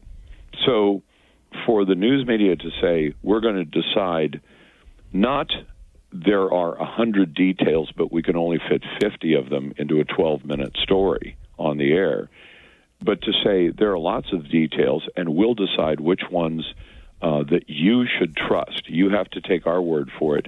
And sorry, Kevin. The other. It's okay. Our great friend Lars Larson joining us here at 580 KIDO, getting ready to rock this afternoon at 4. Of course, Lars does 2 shows. You can catch him at LarsLarsonShow.com, on Instagram, Facebook, you name it. Lars is everywhere. I have a new tractor. Did I tell you about my new tractor? No, not yet. Tina and I, almost 2 years ago, September 20th, we found a decrepit farmhouse sitting on 8 1/4 acres. And unlike Idaho, this place has a problem of too much water, not enough water. So the place is always, very, very well irrigated. And it sits on a little island in the middle of the Columbia River. And and it was 8 1/4 acres, and a farmhouse from 1917, and about 6 outbuildings. And we've been spending the last 2 years trying to get it to livable condition. And it's very close right now. House is in decent shape, and, we're getting the barns and all in good shape, but we needed to have a little front-end loader. So I bought and I actually found it, believe it or not, Kevin, at a garage sale. And it's about 6 years old. It's a coyote, they call them, spelled with a K, sure. Coyote, and has a brush hog on the back that's big enough that I can use it to mow the fields because, keep the grass down so we don't have fire hazard and all that. It's only a 4-footer. Now, some of your listeners probably say, wow, mine's 6. Okay, good. It isn't always about size. And so I'm able to go out and mow these fields. Plus, when we need to move gravel around and things like that, it's a whole lot easier using the bucket on the front end of that tractor than it is using a spade and a bucket to move things around. Our great friend Lars Larson and his tractor joining us here. Kevin Mill in the morning, 580 KIDO. I love having a tractor. I even bought a little. I got online and it didn't have a sunshade. And you say, oh, sunshade? Well, that's fancy. I'll tell you what. Go sit on the top of one of those tractors for a couple of hours mowing in the middle of the sun in the summertime and see what it feels like. Lars, let me get you to, and I'm sure you'll play this AOC with the Southern accent. Oh, my God. Afford to leave Tennessee behind. We cannot afford to leave Kentucky behind, Alabama behind, Mississippi behind, Georgia behind, South Carolina behind. And her behind. And I guess she's picking up the lessons of Hillary Clinton. Remember when Hillary Clinton, anytime she was south of the Mason-Dixon line, would adopt a drawl? And then when she was north of the Mason-Dixon line, she sounded like anybody else from some liberal East Coast Ivy League college. These are chameleons, and they make me they make me very uncomfortable. And I'll tell you why. I'd apply this even to people who you associate with socially. You may run into some friends, and you say, I really don't like that guy because when he's around this group of people, he acts this way. When he's around that group of people, he becomes a different person. And you say, why does he do that? And you say, because he's trying to convince the group of people he's with that he's like them. So he pretends to be something else. I don't like people who pretend to be something else. I think it's deceptive. I think it's dishonest, and I don't like it. I try to be the same person sitting on my tractor as I am sitting behind a microphone. No, I'm with you. And again, the fakeness. Let me hit you with a couple more. What do you make of the data center issues? Obviously, Utah rebelling, New York issuing a 1-year ban. Data centers continue to be prosperous here in Idaho, but they take up a lot of energy and a lot of water. They do, and here's the thing. When they're being built, they may generate hundreds of jobs, but once they're built, the number of jobs they bring to a community is pretty tiny. I think there's one in eastern Oregon near Boardman that's gigantic, and it has, I think, 30 full-time technical employees and 80 security guard people who are making, something above minimum wage, but not a whole lot. And so you say, is the benefit sufficient? And you say, well, we have to keep up with China. Do you know what one of the real dangers is right now? Do you think you think anybody would dispute it if I said China rips off our technology? No, not at all. No, they do it all the time, sometimes very, very openly. So what happens if we say we're in a race with China and we have to spend extraordinary amounts of money, extraordinary amounts of energy, and take up a fairly large chunk of water? I know there are comparisons to golf courses and other things that say they're really not that bad on water, but be that as it may, you put all this effort into developing a technology that then China will rip off. So if we're in a race with them, are we doing them a favor by building all these data centers, developing what they call the large language model, which is AI, but it means sampling gigantic amounts of data, putting it into a machine that then can do amazing things? And the other thing is the technology itself, I am very skeptical of, because they know that AI will deliberately deceive the people, us, that it's working for. I mean, it's like it's kind of like science fiction stories that we've known about for decades, where you create a computer, the computer is supposed to make human life better, and then the computer decides, no, I'm not going to do what these humans are telling me to do, I'm going to do something else. AI does that. AI will deceive people. And do you know, Kevin, they're already, not that I mind when lawyers get in trouble, because frankly, I don't think much of most lawyers, but there are lawyers who walked into court and then been sanctioned by the courts because the court will say, come to court with some precedent cases that back up the case you're trying to make. And the lawyer will walk in with a brief that was written in part by AI, and it's full of fake cases. So you go to the AI and you say, find me all the cases that would apply to this lawsuit that I'm bringing on behalf of a client or the defense of a client. And the AI, they've found, will actually make up cases that do not exist and put them in. Now, is it because it's trying to please its human masters? Who knows? I mean, I don't know what's going on inside that machine. They've had AIs that have threatened the people who run the AI programs. I mean, when they were told, you're going to be replaced by a new version of this AI program, we're going to reload the software and you're not going to exist anymore, AIs have actually gone online, got incriminating information about their human masters, and then threatened them with it. Said, don't turn me off or I will expose, the pictures of you cheating on your wife, stuff like that. And you say, hold on, a computer program is doing that? Yeah. And if you don't believe me, I mean, I've had some, Kevin, I don't have to be the smartest guy in the room. I just have to get the guests on who are the smartest people on a given subject. And they will tell you that they've had some really disturbing things happen involving AI, where the AI lies, the AI deceives, the AI engages in extortion. It's scary stuff. So you've got a scary technology that we don't know where it's going. You've got China that's competing with us in a race because we're told if we don't get to the AI technology at least as fast as China, we're going to be in military trouble, economic trouble, and otherwise.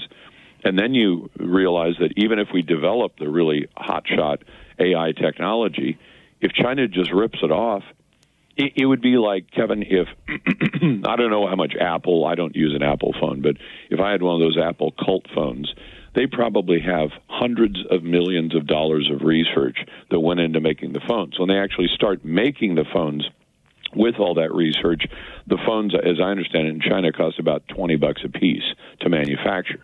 So it's having the technology to be able to make it. Once you're there, the actual item of the smartphone doesn't cost that much.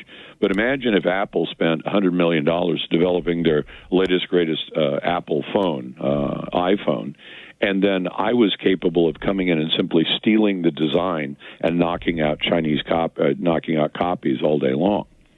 You'd say, well, hold on, you spent a lot of money, and all you ended up doing was helping your competition. I'm worried that we're going to do that with China.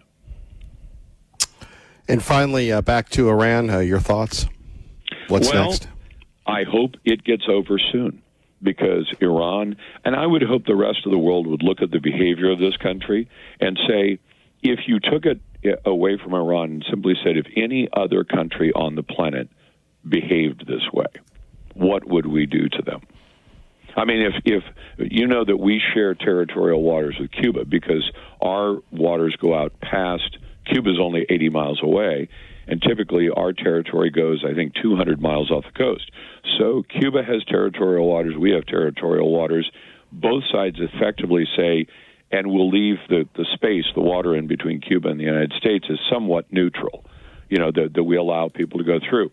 What if Cuba said, anytime an American ship wants to go between the island nation of Cuba, and the United States, we will fire guns at them, we will try to sink them? What would the United States do? What would any country do? It wouldn't be good for them. No, it wouldn't. I mean, you'd say you will not be doing that. And you could probably think of other places. That's just an easy example to say, or if the United States behaved that way. I mean, if we said, Hawaii is part of our country, and then there's the mainland, more than 2,000 miles away. What if we said nobody's allowed to pass between the state of Hawaii and, say, the state of Southern California? You say, hold on, can you do that? Well, we could. We could say any ship that passes through there, they either pay tribute to the United States, money, or we'll sink you. And what would the rest of the world say if we began behaving that way? And yet here's Iran saying, we're going to sink ships that go through the Strait of Hormuz unless they pay Iran a duty. Lars Larson on his tractor for another week, and then he's on vacation. We appreciate you, as always, sir. Love my brush hog. And just remember, for your listeners, anything can be a brush hog as long as you've got the guts. You can plow through just about anything with a brush hog, and it's fun. But stay away from that PTO. Rip your arm off. Lars, have a great day, sir. And you as well. Take care, Kevin. Our great friend Lars Larson. Catch him today at 4 on 580 KIDO. We were talking about data centers in Idaho. New York has decided no more data centers. In fact, Micron, that was supposed to build the largest fab, whatever, in the world, it was going to be in Boise, and then not Utah, but New York. It was going to even be bigger. They're having a lot of delays because people in New York, with the woke and everything else, they're very concerned about data centers. In Utah, they're very concerned about data centers. In Idaho, not so much. Now, what does this mean?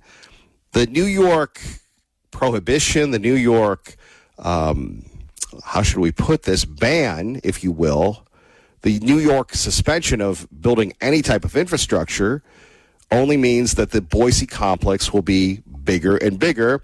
Here you have the governor of New York saying she's not down with the center. You said data centers were a local decision for municipalities. What changed for you? I would say what changed was talking to the localities and realizing they don't have the negotiating ability to, or have the clout to be able to demand that their communities benefit from this in a more dramatic way. They also don't have the ability to insist that these companies bring their own power or pay more for the grid. They don't have an ability to say no to tax breaks. And so I decided that I could do much more, especially in this, actually flooding the zone is what's happening now. We have over 30 applicants. So in a very short time, I changed my position, saying, you know what, the state has to lead here, but it's not about being the first. It's about being the first to get it right. And we will get it right over the course of this year and help those localities negotiate the right way, make sure we're keeping track of how much water is being consumed, doing a study of that during this year, but also insisting that these companies, and they're welcome with the conditions and the rules that we set forth, that they also contribute to the larger grid, because this is a huge tax on our grid. And I want to make sure that the power is there, our limited power is there for the large companies that are creating jobs, like the Micron that we recruited here with 50,000 jobs. So we'll get the right balance, but I'll tell you this. People want protection. New Yorkers want protection. There's a lot of anxiety. Companies, certainty, will give them both. Well, governors from red states like Missouri, Montana, Wyoming, they signed this White House Ratepayer Protection Pledge, which I guess has AI data centers sign on to promising not to increase consumer prices. Like companies, OpenAI and Amazon say they'll help cover the cost of infrastructure upgrades. Have you talked to these companies, about doing the same in New York? Why isn't a White House pledge like that sufficient? Asking these companies to keep their word on how much they're going to consume.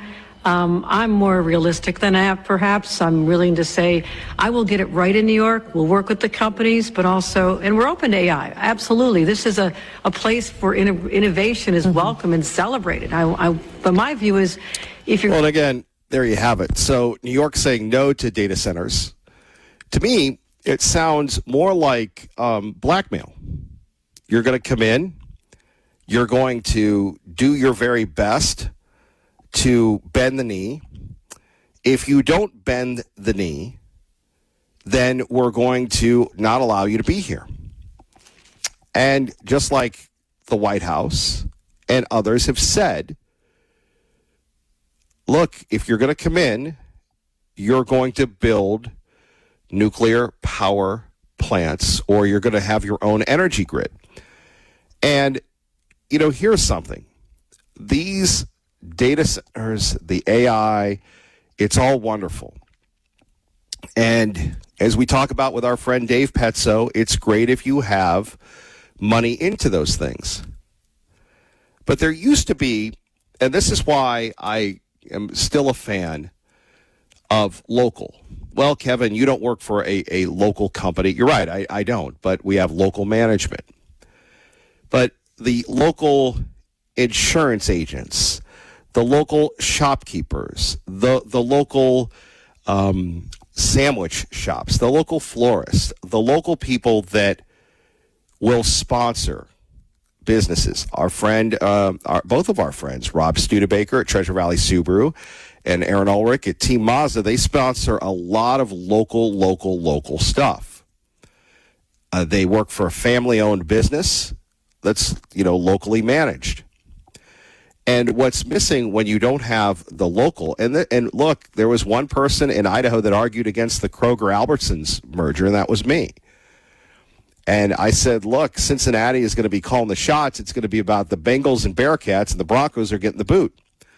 Now, thankfully, that merger didn't happen. And I think, again, you would have had people that do really good work at Albertsons losing their jobs. And I'll tell you, look, the beauty of Albertsons and Fred Meyer is you can go somewhere else and pay a lot less, like our friends at Walmart and Winco. But you have people, whether it's, Diana, Nancy, Bert, Jennifer at Fred Meyer, or others, my friend Ryan, my son-in-law Ryan at Fred Meyer's, or others, that you pay more because you want to support these local endeavors. And, that's really what it comes down to. So if you want to really, we shouldn't be able to just have, in my opinion, the big businesses coming in. They get their incredible tax breaks. Hello, Mike from Boise. And do they contribute back to the community? Now, take a look at, again, these data centers coming in. I think that because it's all so lucrative, and Lars Larson covered this, that, that should be helping to power our power grid, which I would like it to continue to be analog. I get scared when we get too into, we'll let the computers run everything. We'll let the computers run the FAA. The computers are great, but as Lars broke down, if you missed it, you can get the podcast. It's scary stuff when the computers will determine who's innocent and who's guilty. No, not at all. But why not be able to say, okay, I want to build this data center. And, the CUNA deal. It wasn't Channel 7, wasn't the Idaho Statesman. It was Kevin Miller that broke that story. And perhaps I played it as a pure news story. I should have perhaps been more provocative, more clickbaity, but I'm not. That Facebook was coming in, the first data center in Idaho.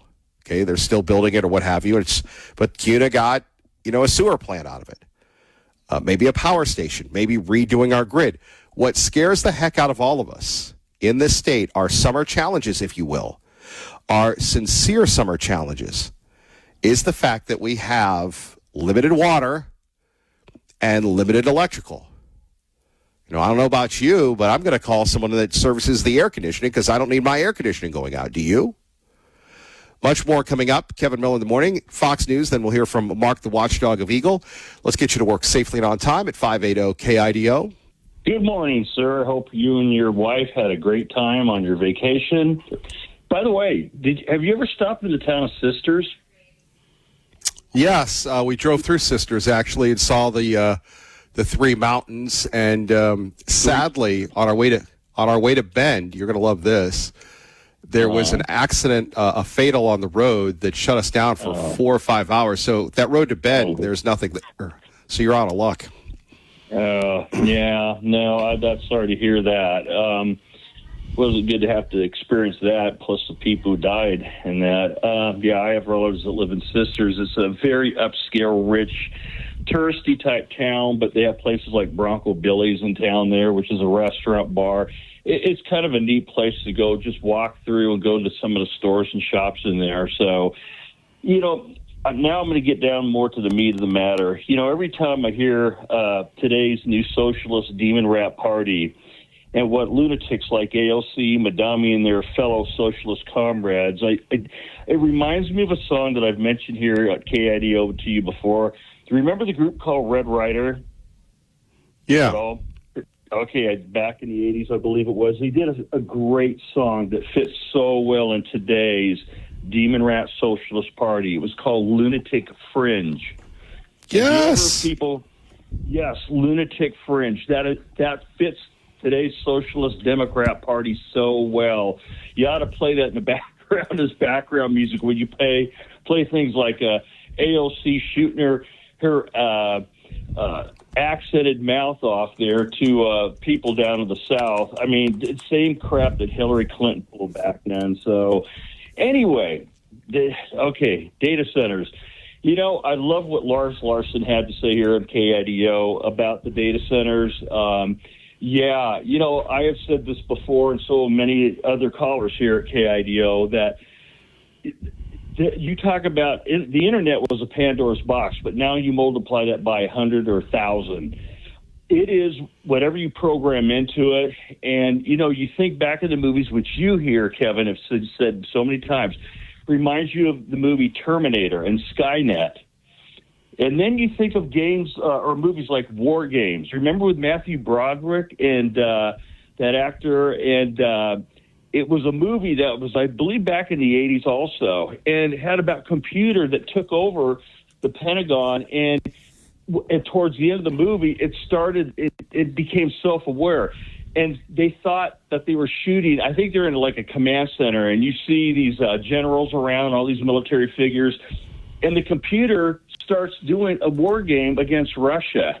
And it was very interesting because they thought that, missiles were being launched in that movie. And it turned out it was practicing war games of who would win in a nuclear war. And at the end, the computer says nobody wins, right? So nobody will win in a nuclear war. But AI centers now. Yeah, here's one thing that really, pardon the expression, but pisses me off to no end, Kevin. I have solar on my house. I want our state legislature, and I want maybe Ted Hill, to take up maybe this and do this for people that have wasted the money in putting solar on their homes and businesses. Idaho Power will only give you a fraction of the kilowatt hours that you put back into the grid. They're making money off of you. So what I'm saying is that you spend, and they want you, if you notice, you're constantly being bombarded during the summer, winter about how to be energy efficient. But those SOBs do not want to give you a one-for-one on the energy that you produce. They don't even come close. If you look at the rate schedule, what they will give you and what they charge summer, winter rates, it varies. It also depends upon what time of the day, how those rates vary that Idaho Power charges you. And if you go over like 900, I believe, kilowatt hours a month, then you hit another higher tier per kilowatt charge to your billing. So, but you could put solar on your house or business, and they will only reimburse you a small fraction of that. Now, there's something definitely wrong with this. If we're having AI data centers being put in to the valley here, and the amount of power and water they're going to use. And that's another thing. The water should be water that they have, that they are able in storage tanks that they should be building on their damn dime to recirculate, recharge that water, clean it, filter it out, whatever. Don't pump that crap back into the ground. I wouldn't trust it. And use that water over and over, but you put it in big storage tanks or reservoirs. So, you know, I remember I mentioned here at KIDO, Kevin, on your show about calling Idaho Power and asking them about what's going on with how they're powering that meta center out there in Kena. It's something about they were going to do a large solar array. Well, then a short time later, weeks later, I hear about the county and restricting how big and where, you know, so these big solar arrays can go. And I'm thinking to myself, okay, well, and then again, I brought up the fact of winter, you know, you get less sunlight. Where's that power going to be stored to run the data centers? Now, you know, I have a family member in energy, okay? So, and he sent me something about, well, he told me a story about what happened over in Melville recently, where a big facility had these storage batteries used for storing up energy or electricity for solar, whatever it might be. It caught fire. So you can imagine a warehouse full of these batteries, they catch fire, what kind of a hazard it is to the ground around it.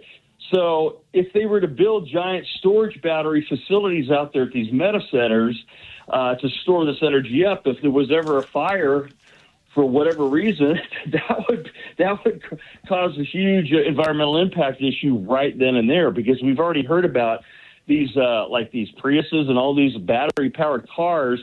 China doesn't care whether they contaminate large portions of China, just like they did over the Mexican border there, where the rivers and places there get polluted by our manufacturing jobs being sent over there. So, I mean, we are facing some really serious issues, not only with our water, but our power. And Idaho Power needs to be held accountable for what they're doing to try to push us to save energy, and at the same time stab us in the back with paying us a small fraction back of the energy we put back into the grid. Now, that's pretty much all I have to say here, KIDO. Kevin, I thank you very much. I'm glad you're back. So I thank you for my time. Thank you, Mark. Thank you for calling in and for listening, sir. Thank you. Let's go to Mike in Boise with Kevin Miller at 580 KIDO. Hello, Mike. Okay. Hello, Kevin. Welcome back. Thank you. Great to be home.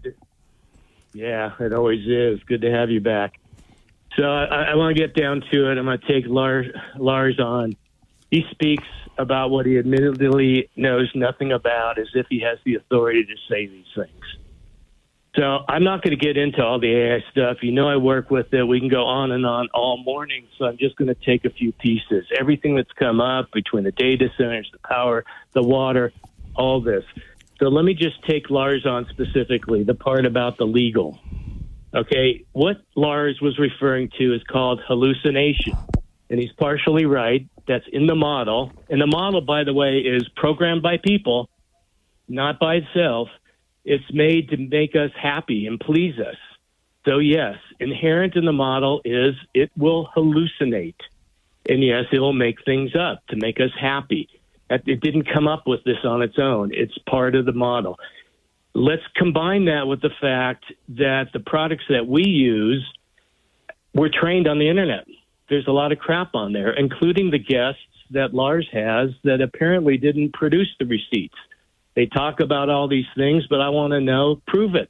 Show me the data points. It doesn't happen on a lot of talk shows. They get to just say whatever they say, just like they put it on the Internet, as if it's fact. Let's go back to the legal. So if you are telling a standard product like Claude or ChatGPT, build this legal brief, it's going to make you happy. So it goes into its memory banks and comes up with all this stuff and makes things up. It's called hallucination. However, there's the model, the LLM, large language model, does something called, and it's a 5-year-old technology. It's been around when AI was going. It's called RAG. Let me cut to the chase. Retrieval Augmented Generation. So what this does is it doesn't go out in the Internet or its memory banks. You feed it in a closed system with verified legal briefs, or you take them from recognized sources, the Supreme Court, the courts, all those cases. You don't let it go on the internet. And RAG by design means it operates in that closed system. It does not have the leeway of making things up. And so everything is sourced. And if you say, where'd you get this case? It'll tell you exactly where it got it in a verified public record or whatever, but you control that. So that's how you create a legal system. If you want to go on ChatGPT as a lawyer and do that, doesn't work. But I have a form of doing it where I force AI to cite every source from legitimate sources. It comes up with nothing on its own. So you have the chance to see, okay, hey, that came from the Idaho.gov site. So if anybody is quibbling with what they're saying, then go talk to the court system of Idaho.gov that published that record. So there's ways around all of these things. And it's maybe, like, as I said, I can go on and on. But I don't want to do that. But maybe ask me a question about something about AI. You called in you want me to ask you a question on my show? Well, yeah. Does anybody? What is this? Am I the clown? Make me a balloon clown? Oh no! I've done that before. No, that's not my intent. I don't want to go off on all these tangents. I want to make it what's relevant. You seem to be very adversarial towards anyone you disagree with, man. Yes. I mean, you're going after Lars and stuff and saying he doesn't know what he's talking about and everything? No. I'm saying back your stuff up. He didn't back his stuff up. And he put mistruths out there. Yeah. Oh, I can back myself up. I just did. I solved his legal problem, his hallucination, and I gave the actual solution. But how many people are smart enough like you to do that? How many people are dumb and lazy and stupid and just type something in, and they don't use Claude, they don't use Perplexity, nothing against chat. They just go to chat, they call it chat, and they let chat do the work for them, and they don't apply critical thinking skills. I mean, the great thing about AI, and I'm sure you've gone to the next level on this, is you can go back and forth with it and have dialogue or debates or argue with it and say, well, that's great, but you forgot this, this, and this.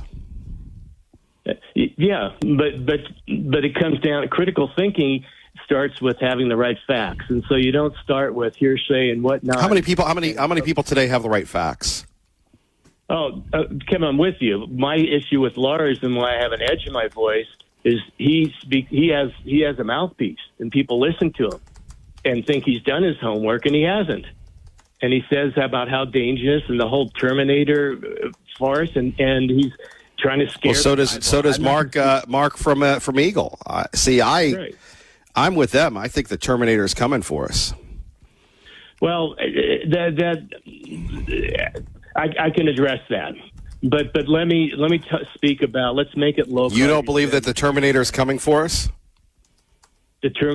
No, I believe that we can create a lot of self-destructive things, and especially when we get lazy. So things like, if you hook up an AI system to command and control and missiles and whatnot, and you don't air gap it from all that, okay, yeah, you're playing with fire. But that's the human beings that have done it. The machine didn't do it on its own. There's solutions usually for most everything, and checks and balances and all that. So that go back to RAG. You don't let it go out and have connections to. If you're doing research and defense and all that, you don't give it control. You put it in its own room. It's called air gap. That was in the early days of the internet. The idea of putting the entire grid on the internet was not a really good idea. It had consequences. So it's a thing called the air gap. You don't hook it up to things that can do that damage. So it can play games all at once, but if it can't push the button, it can't push the button. But real quick on Meta. All AI is not the same. There's security stuff. There's things that we have to do with AI to make sure we're competitive with China. But digital algorithms for selling ad revenue on Facebook and having AI bots that people marry on Facebook, that has nothing to do with national security. So we don't need to make that a priority with our resources in Idaho. No. Fair enough. that's Thank my you very much. The ding means you have to go. Kevin Miller, 580 KIDO podcast. We are back live, back from sabbatical. Joining us now, the man across the pond, a couple ponds, Jonathan Savage on 580 KIDO. Good morning, sir. Hello, good morning. Welcome back. Did you like the video of the Devil's Punch Bowl there? I did. That was pretty cool. Yeah, it sounds like you had some pretty good scenery to enjoy over in Oregon. Well, I know that you talk to a lot of people, and we always get very territorial with the people that we care about. And, how many of your other jobbers that you talk to, the people that you give us the Heisman for all the time, how many people send you photos, videos on their vacation, sir? One. Just one other person other than you. But your pictures are better because you visit more interesting places. You should have just lied. You should have just lied and said, Kevin Miller, there's only one. Well, this is just because other people are trying to live up to who you are, but we know that is not possible. I mean, it's not just the beauty of the Devil's Punch Bowl video with the azure water lapping on the rocks in the distance behind that sort of orangey brown, is it sandstone natural formation? It's very cool, but it's just something about it. It's just stunning. I appreciate it, but it's also the name, the Devil's Punch Bowl. You don't get names like that in, I don't know, Michigan. No, in fact, our friend Glenn in Nampa actually goes down in there and fishes. You got to get in and out, but it's very dangerous. Let's get to it. Finally, the World Cup is over. Yeah, you're going to miss it. I know, you're going to miss it. It's been a spectacular 5.5 weeks. I don't know what I'm going to do with myself. I suppose it's only a few more weeks until the league domestic soccer season begins, but I'll have to survive. It was a really high...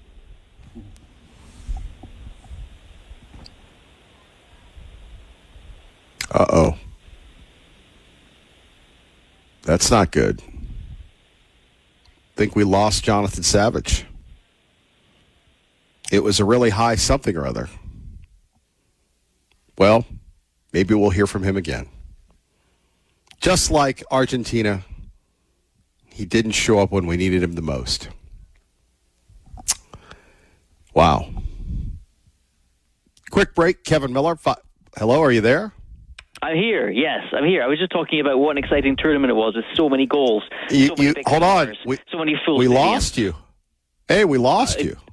Did you lose me or did you ditch me because I was just talking nonsense?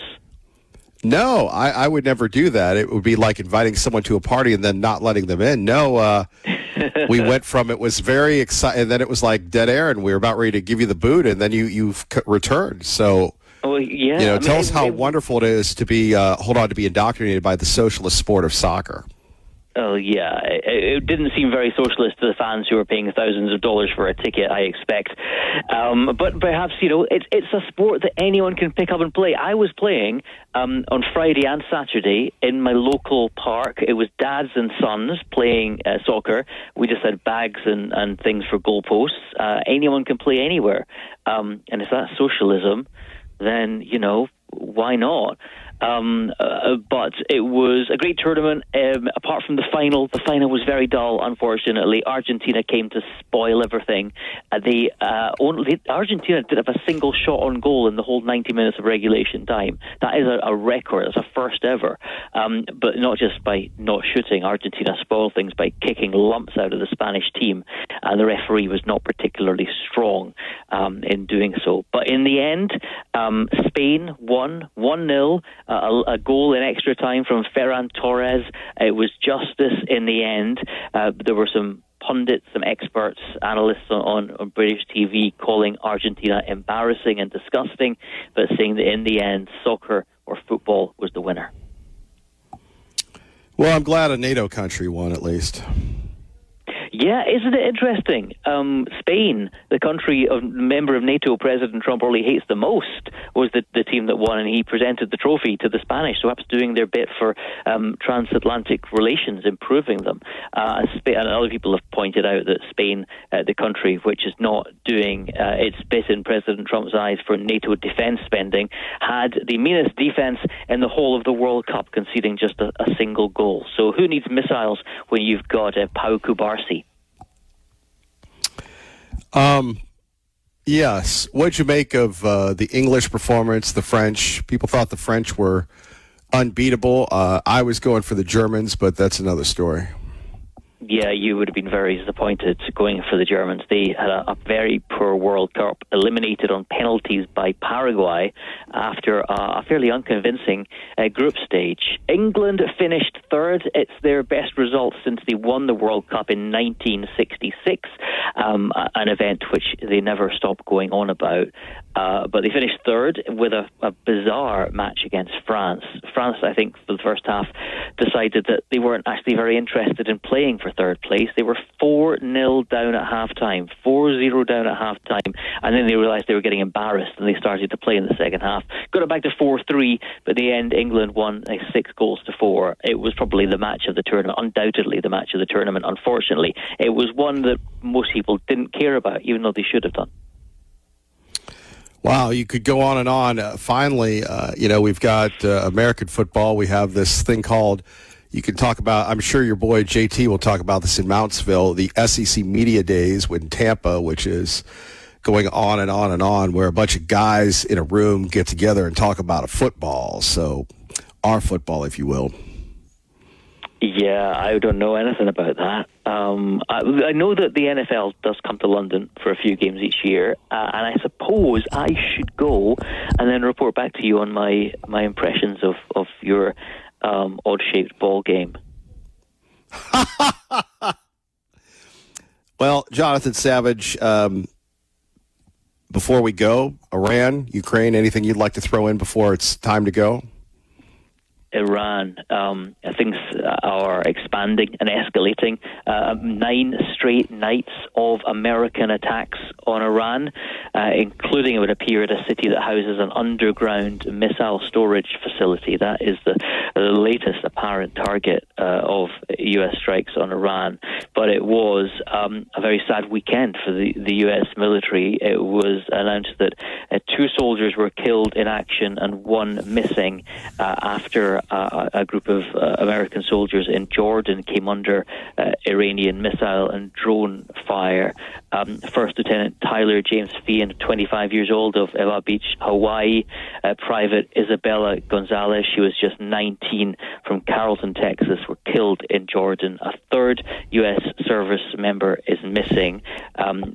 Remains have been found but not yet identified. So obviously a worrying time for families there. Jonathan Savage, to be continued. Thank you, sir. Thank you. Take care. All right. Coming up next, our friend Victor Miller on why the weed failed in Idaho. Kevin Miller, 580 KIDO, who had a great week last week. Victor, great to have you with us again. Kevin, welcome back. I hope you are refreshed.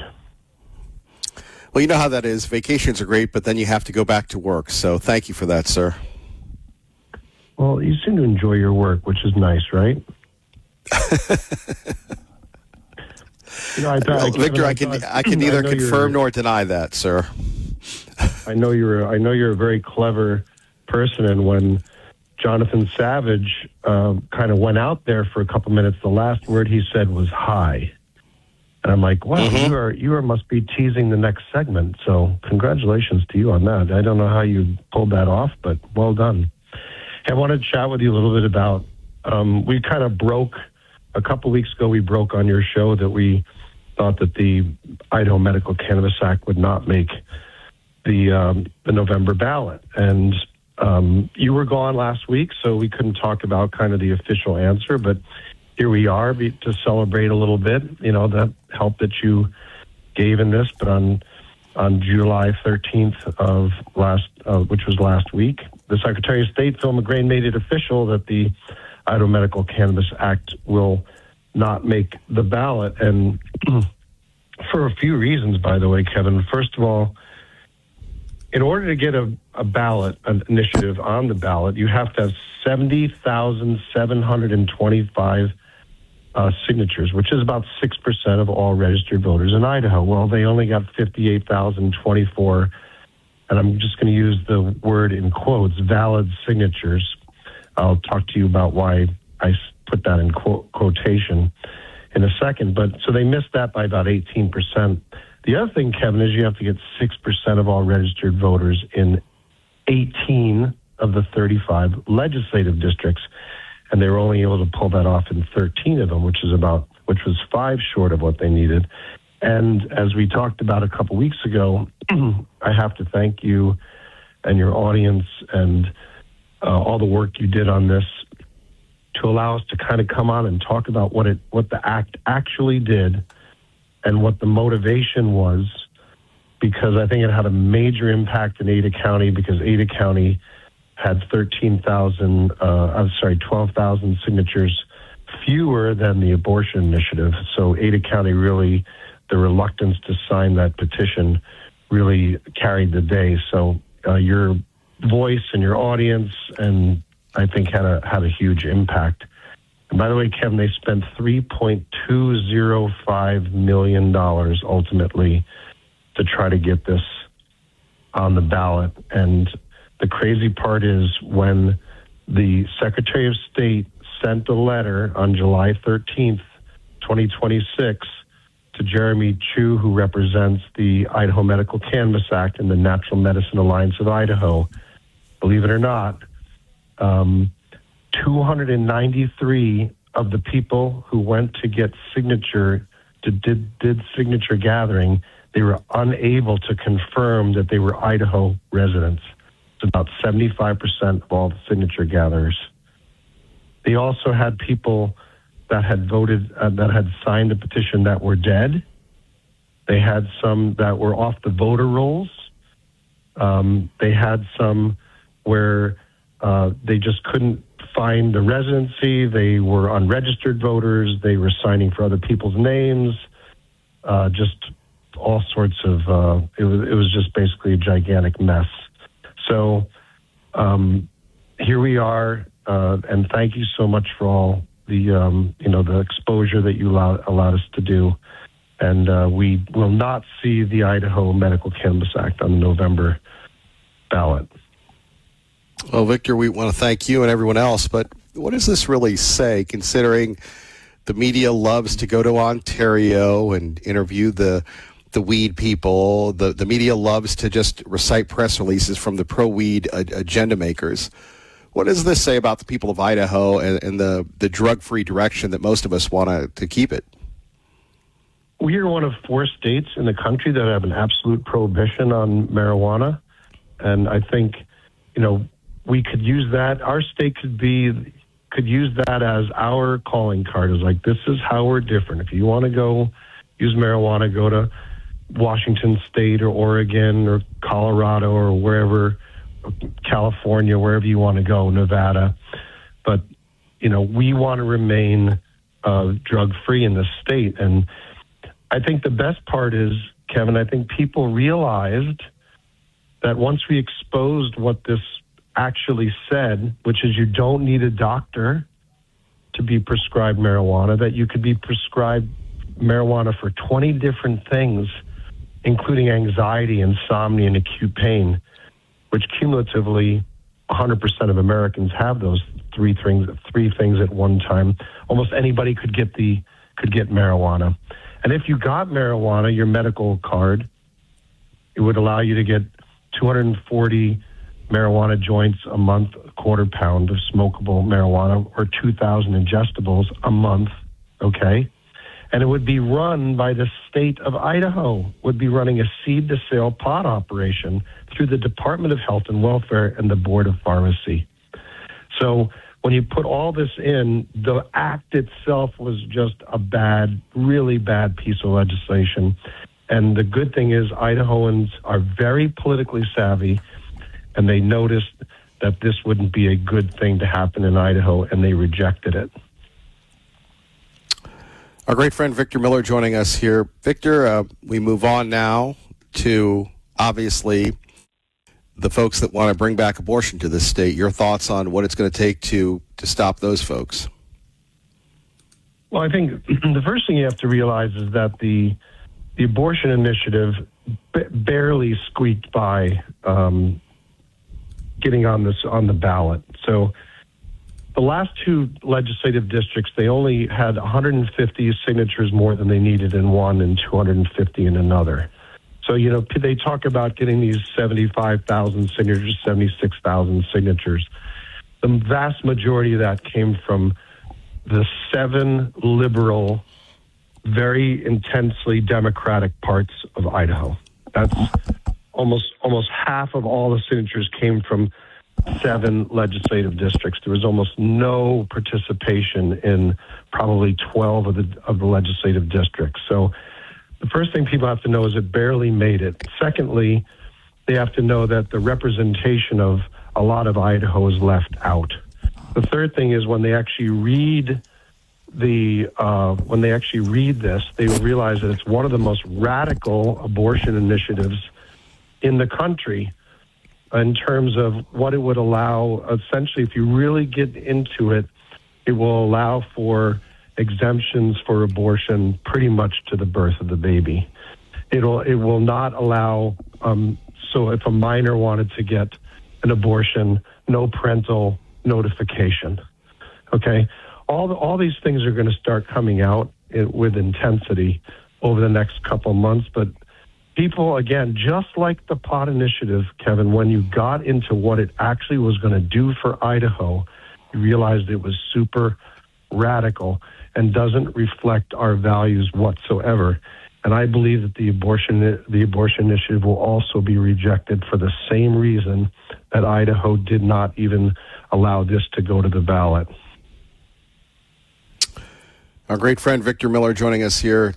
We take a look. It's the off season of the legislature, but you have to wonder again how many people will show up for the midterms and getting people to vote. And obviously, if you're pro-life, you're going to be voting against this initiative. That might be a unifying measure. But what other? I mean, you talk to the legislators all the time. What other issues are resonating, if you will? Well, I mean, I believe, if I remember correctly, there'll be I think there's a proposition on state gun coming to the November ballot, which we stand up for Second Amendment rights like nobody's business. And then there's going to be an initiative called HJR 4, which was voted onto the legislature last year or 2 years ago, which basically would say that we want to handle narcotics, marijuana, and psychoactive substances similarly to the way we do with alcohol. And the idea there, Kevin, is that there's been $100 million spent around Idaho. Like if you look at the states and surround it, $100 million legalizing marijuana. Okay? So what happens is, like even in Florida a couple of years ago, the Florida pro pot was $150 million of spending in that one state to legalize marijuana. And I think it was $30 million against. Fortunately, it failed in Florida as well. But the point is that there should be some measure where the people's representatives can take a look at whatever the policy would be and determine whether this is the best thing for Idaho. So right now, liquor stores obviously are state liquor stores. And the idea would be this is another substance like alcohol where the legislature should have a say in it. So we're saying we don't want the out-of-state marijuana money to come in and overwhelm the other side and basically create, just through sheer force of monetary force, changing the laws. So HJR 4 will be on the ballot as well, which will allow the people to choose with this one particular issue whether they want the legislature to have a say in narcotic, psychoactive substance and marijuana policy for the state. So that will also be on the ballot. Victor Miller, anything else you'd like to share with us? We appreciate you making time for us today and all your great work. No, the Treasure Valley is super excited to have Kevin Miller back from vacation. Thank you, Victor. You take care, sir. God bless. Bye. God bless our great friend Victor Miller. Kevin Miller, 580 KIDO. The gang is here, ready to serve. Let's go to a man we last heard from, I think it was like 2 Wednesdays ago, when he was announcing he was leaving the program.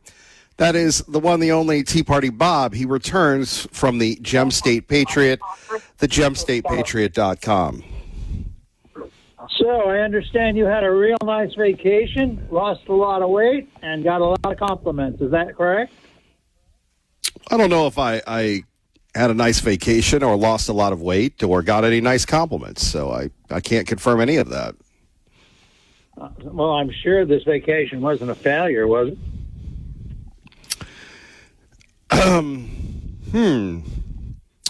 Look, I wish I could tell you. I really vacations are like the people that we would know will never be, but would like to be. It's like a great dream. It ends sometime, and we're back to the grind, back to reality, back to the Mountain West, and I sure do miss that ocean air. Well, I'm sure you do, Kevin. You know, I have to say that it was nice to have a break from the everyday routine and spend some time with my family. You know, I tried very hard to stay away from the news and social media and just relax and enjoy the simple things in life. But now it's time to get back to work. And what was that? Hold on. What was that like? What was that like for you? Oh, it was a great time just for me to veg out and get away from all the BS that goes around and around and around, especially on social media nowadays. Let me hit you with one more before let me hit you with one more. But what'd you make of the death of Lindsey Graham? You know, I was a fan of Lindsey in a lot of ways, but Lindsey was really a neocon when it came to wars. Not that he wasn't right, but I think we're going to miss him. I think we're going to miss him a lot. He's a guy that came up from the ranks, and he never did have a lot of money. He's not like some of these pompous heads that we have in Congress. He was pretty down to earth. He had an awful lot of friends. I know he was a good friend of the president. But I wish it didn't happen. I wish we had him back. But again, you know, God does what he's going to do, and you can't change it, my friend. No, I'm with you, but, you know, you take a look at, and the majority of your life, you were wired that way, where all he did was work. You've had a very insightful look into my personal life, where before I was acquired by Mrs. Miller Enterprises, all I did was work. I can remember many times you'd come over to my house on Brenda Lane. It would be me and Bama and Carolina, and go, look at this guy. I mean, so his death, I think, puts a lot of things in perspective for a lot of us on, you know, what is important and what isn't. I mean, the guy, and look, you've worked on Wall Street, you've worked for the fence company, you've worked for a lot of things. And, you know, here's a guy that how many of us have said the same darn thing. I can't die. I'll go to the hospital, but I got to go do Meet the Press first. And, you know, Meet the Press just went on without him, sadly. Well, I think having this 2 weeks away was beneficial for me. It taught me once again that you need to take time off from all of the BS that goes on in your life. You just have to take care of yourself. You know, I'm not getting any younger, my friend. You know that. But eating right, exercising, taking care of yourself, believe me, it's more important than a lot of other things that we think are important. Yeah, I would agree with you. I wanted to touch base. What Victor Miller said this morning about the weed petition and voter registrants is really critical. You know, I took the time to read through the government report that President Trump spoke about Thursday regarding the problem with electronic voting in our country. And I think the big surprise in this report, if you read through it, was just how vulnerable our voting systems are to intrusions by foreign countries, especially the revelation about how the Chinese have compromised 200 million voter records. You know, what should scare everyone that there were more than 20 successful breaches of state voter registration databases. What they discovered is not the embarrassment of having this data breached, but the danger of what someone can do with the stolen data. You know, the impact of these breaches is not limited to undermining confidence or spreading false claims, but the data itself could be used months, or even years later after the breaches have taken place to alter voter registration information and even request absentee ballots. You know, the data obtained in the breach of 2021, for example, could be used to request a ballot in the election in 2028 because this data doesn't go stale. A stolen voter file is like a slow-acting weapon. Over 250,000 non-citizens are illegally registered to vote in just the 4 states where we know that public data files have been reviewed. And the Department of Homeland Security has helped those states identify 400,000 deceased registrants and over 28,000 non-citizens who illegally registered to vote. I told you about it took 2 years, 2 election cycles, for me to get my wife, who passed away, removed from the voter rolls right here in Idaho. So we have a serious problem, and it's time to secure our registration and voting by going back to paper ballots and restricting who can use mail-in ballots. I also thought it was interesting that CNBC ranked 10 of the reddest Republican states as the worst states, but they didn't mention Idaho for some reason. I don't know what happened. They must have just missed us altogether this time. And Mike's comments about Lars talking about AI are partially true. And your question on how many people actually understand AI is important because, truth be known, most people have no idea what AI can do or how accurate it can be. And I'm just learning about it. If you want to produce real quality research, you have to train AI to do what you want it to do. Even after training, there are different levels of AI out there. So while it has good and bad qualities, if you use it properly, it can be very informative and produce really some good, accurate information. It's nice to be back. It's nice to have you back. And I hope we can get this water situation straightened out because I know you guys are going through some problems down there. I don't think. Why doesn't anybody? I mean, you and I go back and forth on this, and why doesn't anybody give a rip? I mean, it's just, it's just like you when you talk about the government and the spending. The water thing should be bipartisan. The water thing impacts all of us, and we all just kind of sit there and go to the RV and grab a beer and let everybody take our water. It's very troubling. Well, I'm just curious. Have they put restrictions on the water used by the Meta data center? Have they put restrictions on the water used by the Micron plant? Have they put restrictions on any of these corporate entities while they're putting them on the fact that you can't water your lawn? It's not going to be green anymore. It's going to be a brown lawn. No, they got me on that one. We've gone to 3 days a week now. Yeah, I mean, up here we have our own wells, so we don't have to be concerned with that. But you got a serious problem down there. The aquifer only holds so much water, and that's the problem though with wells. Though, look, I got a guy who bought a home in Middleton, and the well was dry, and they didn't know it, and he got how that is. That's another $20,000 at least. If not more. More. Well, I think you'll get over it, and this too will pass. And the grass is always greener on the other side of the fence. All right, Tea Party Bob. Maybe one day we'll meet again in person, and what a day that will be. I'll be down in a couple of weeks to visit with you. I need a. We look forward to that. I can't wait to see you in person. You take care, my friend. You're looking really good, I have to tell you. Well, that's down 128, and very happy to be working with Peak Health Idaho, and of course, a lot of that was on my own, but trying to do it the right way with the nutrition, the medical supervision. I'm going to get a glucose monitor this week, so like when I'm very fascinated by those things because they say if you have like certain foods, it will spike your glucose. So we'll see if the oatmeal does that or if my body's different. That's the highlight of what I'm looking forward to, monitoring my glucose uptakes in real time.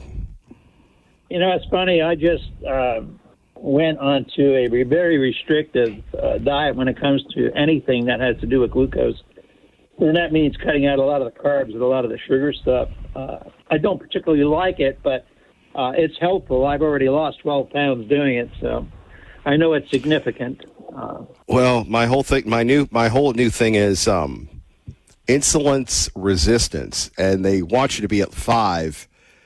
I'm at 11, but probably 2 years ago I was probably over 30, which was not pre-diabetic; it was diabetic. So there you have it. God bless you, my friend. I hope it all works out because nothing like a thin Kevin Miller. This is the thinnest I've ever been in over 20 or 30 years. The modern record was 240, which, as you recall, I did that through the Idaho Athletic Club with Chad, and that was, only for a brief time, but I'm holding steady, and my goal is to lose 200 pounds. So we've got, you're the math guy, 68 more pounds to go, something like 72 pounds more to go, something like that. Well, when you do So that, to get to I'm going to publish that picture of you when you were working out as the athlete of the year. I think that's going to be the day that I actually can put that on the front page of the Gem State. Well, I appreciate that. God bless you, old friend, and hope to see you soon. You too. You take care of yourself. Say hello to Dorothy for me, my friend. I will. Our great friend Tea Party Bob. Still time for your calls before Clay and Buck. You're listening to Kevin Miller on 580 KIDO. KIDO Talk Radio.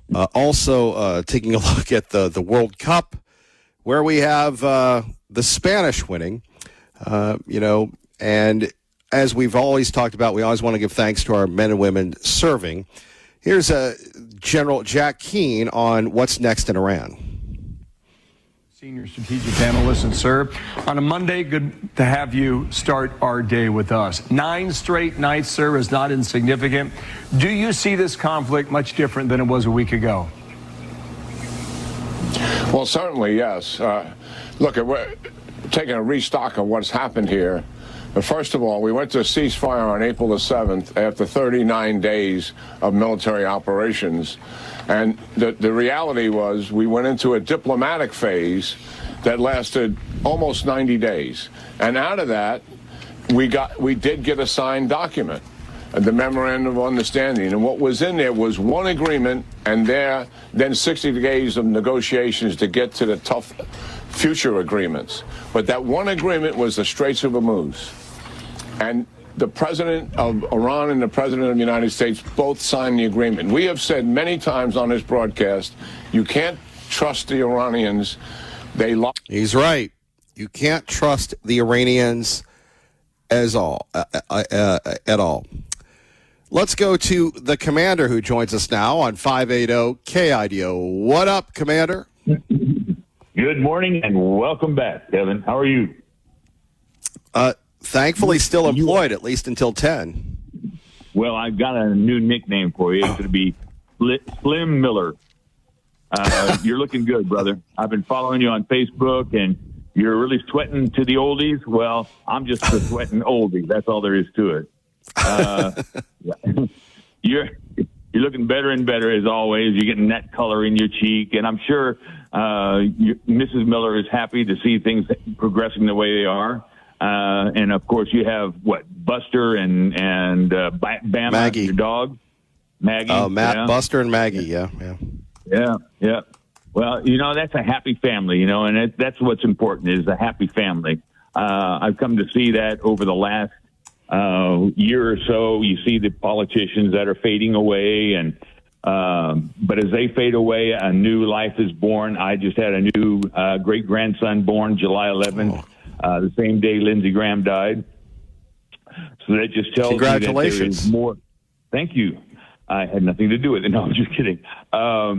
The better part of knowing that as life begins, there's something in the future. We have to remember that I, as a veteran, Lindsey Graham was also a veteran. He was a colonel in the Air Force. He served 33 years in the military.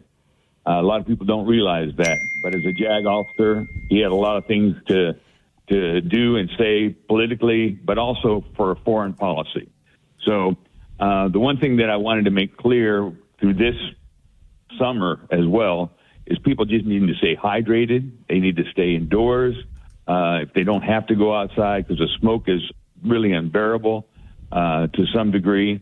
I know that you like to take your walks early in the morning. Hopefully it won't be too hot when you do it today. The other thing is our post has been doing honors and color guard for many of the veterans that have already passed this year. We've been at the Idaho State Veterans Cemetery a number of times doing honors. We've got one, as a matter of fact, tomorrow morning. It's important to realize that life is short, so you need to take care of yourself and just be willing and ready to help somebody that needs to have that help. This morning, I just wanted to promote Be the One. For all veterans, we have coffee last Friday of the month, or every Friday of the month, at the Middleton, where Emma works, the Sunrise Cafe. They're in Middleton, starting at 10 o'clock. All veterans are welcome. Free coffee. Just have a seat, sit and chat. Let us know how you're doing. It's getting bigger and bigger every Friday, so everyone's welcome, all the veterans. And we just want to be the one to watch out for our fellow soldiers, because they said that there's 22 soldiers a day committing suicide. And we need that just to stop. We need to reach out and let the veterans know that we care about them. I would agree with that. It's such a challenge because you have people that do such amazing work, and they come back home and it's just trouble for them adjusting. It is, because the civilian realm or life is totally different from the military life in that it's not structured. And that's shown in the new kids coming up these days. They're not structured anymore. They have a way of saying, I want and I will, but they don't have any purpose to serve somebody else or to serve God or to help somebody else along the way. I know I grew up without a daddy, but I still had male influences around me. And it's most of them military men. So it gave me a sense of responsibility in that respect. But you don't see that so much today. And for all the veterans that are coming home, we've got a place for you. We always have a meeting the last Monday of every month at the Star Firehouse. We'll be meeting tomorrow, though, instead, because fire training. But there's always a place for you, in not only in Star, Middleton, the whole Treasure Valley, and actually the state of Idaho. I just got back from a American Legion Department convention where we talked about a number of things regarding of what our senators and our and other delegates are doing for the veterans as far as veteran care is concerned. I see a brave new world coming up. I hate to say that because it's Aldous Huxley, but I see another new world coming up where we can help our veterans adjust to the civilian life and let them know that it's okay to come out of the box. Get out of that arena of weaponry and war, and come into a civilian life where you're welcome. We can use your skills in so many different ways. If you picked up a piece of machinery, we can certainly use you as a mechanic somewhere in this wonderful Treasure Valley that we have.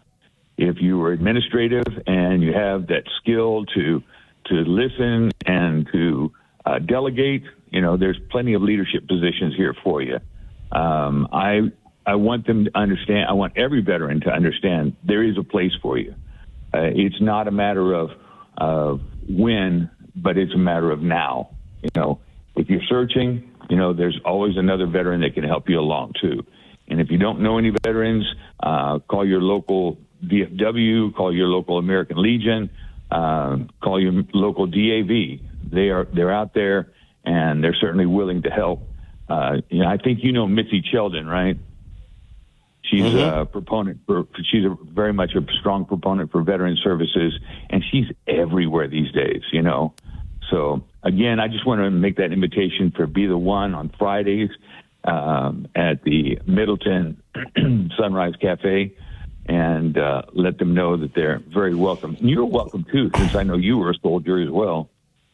Well, I was ate up a lot, as they used to describe me. But let me know when send me a text on that one. Maybe we can go out. It's been a while since we've seen Emma. I'm glad she's doing well. I love the Sunrise Cafe in Middleton. It's a wonderful place.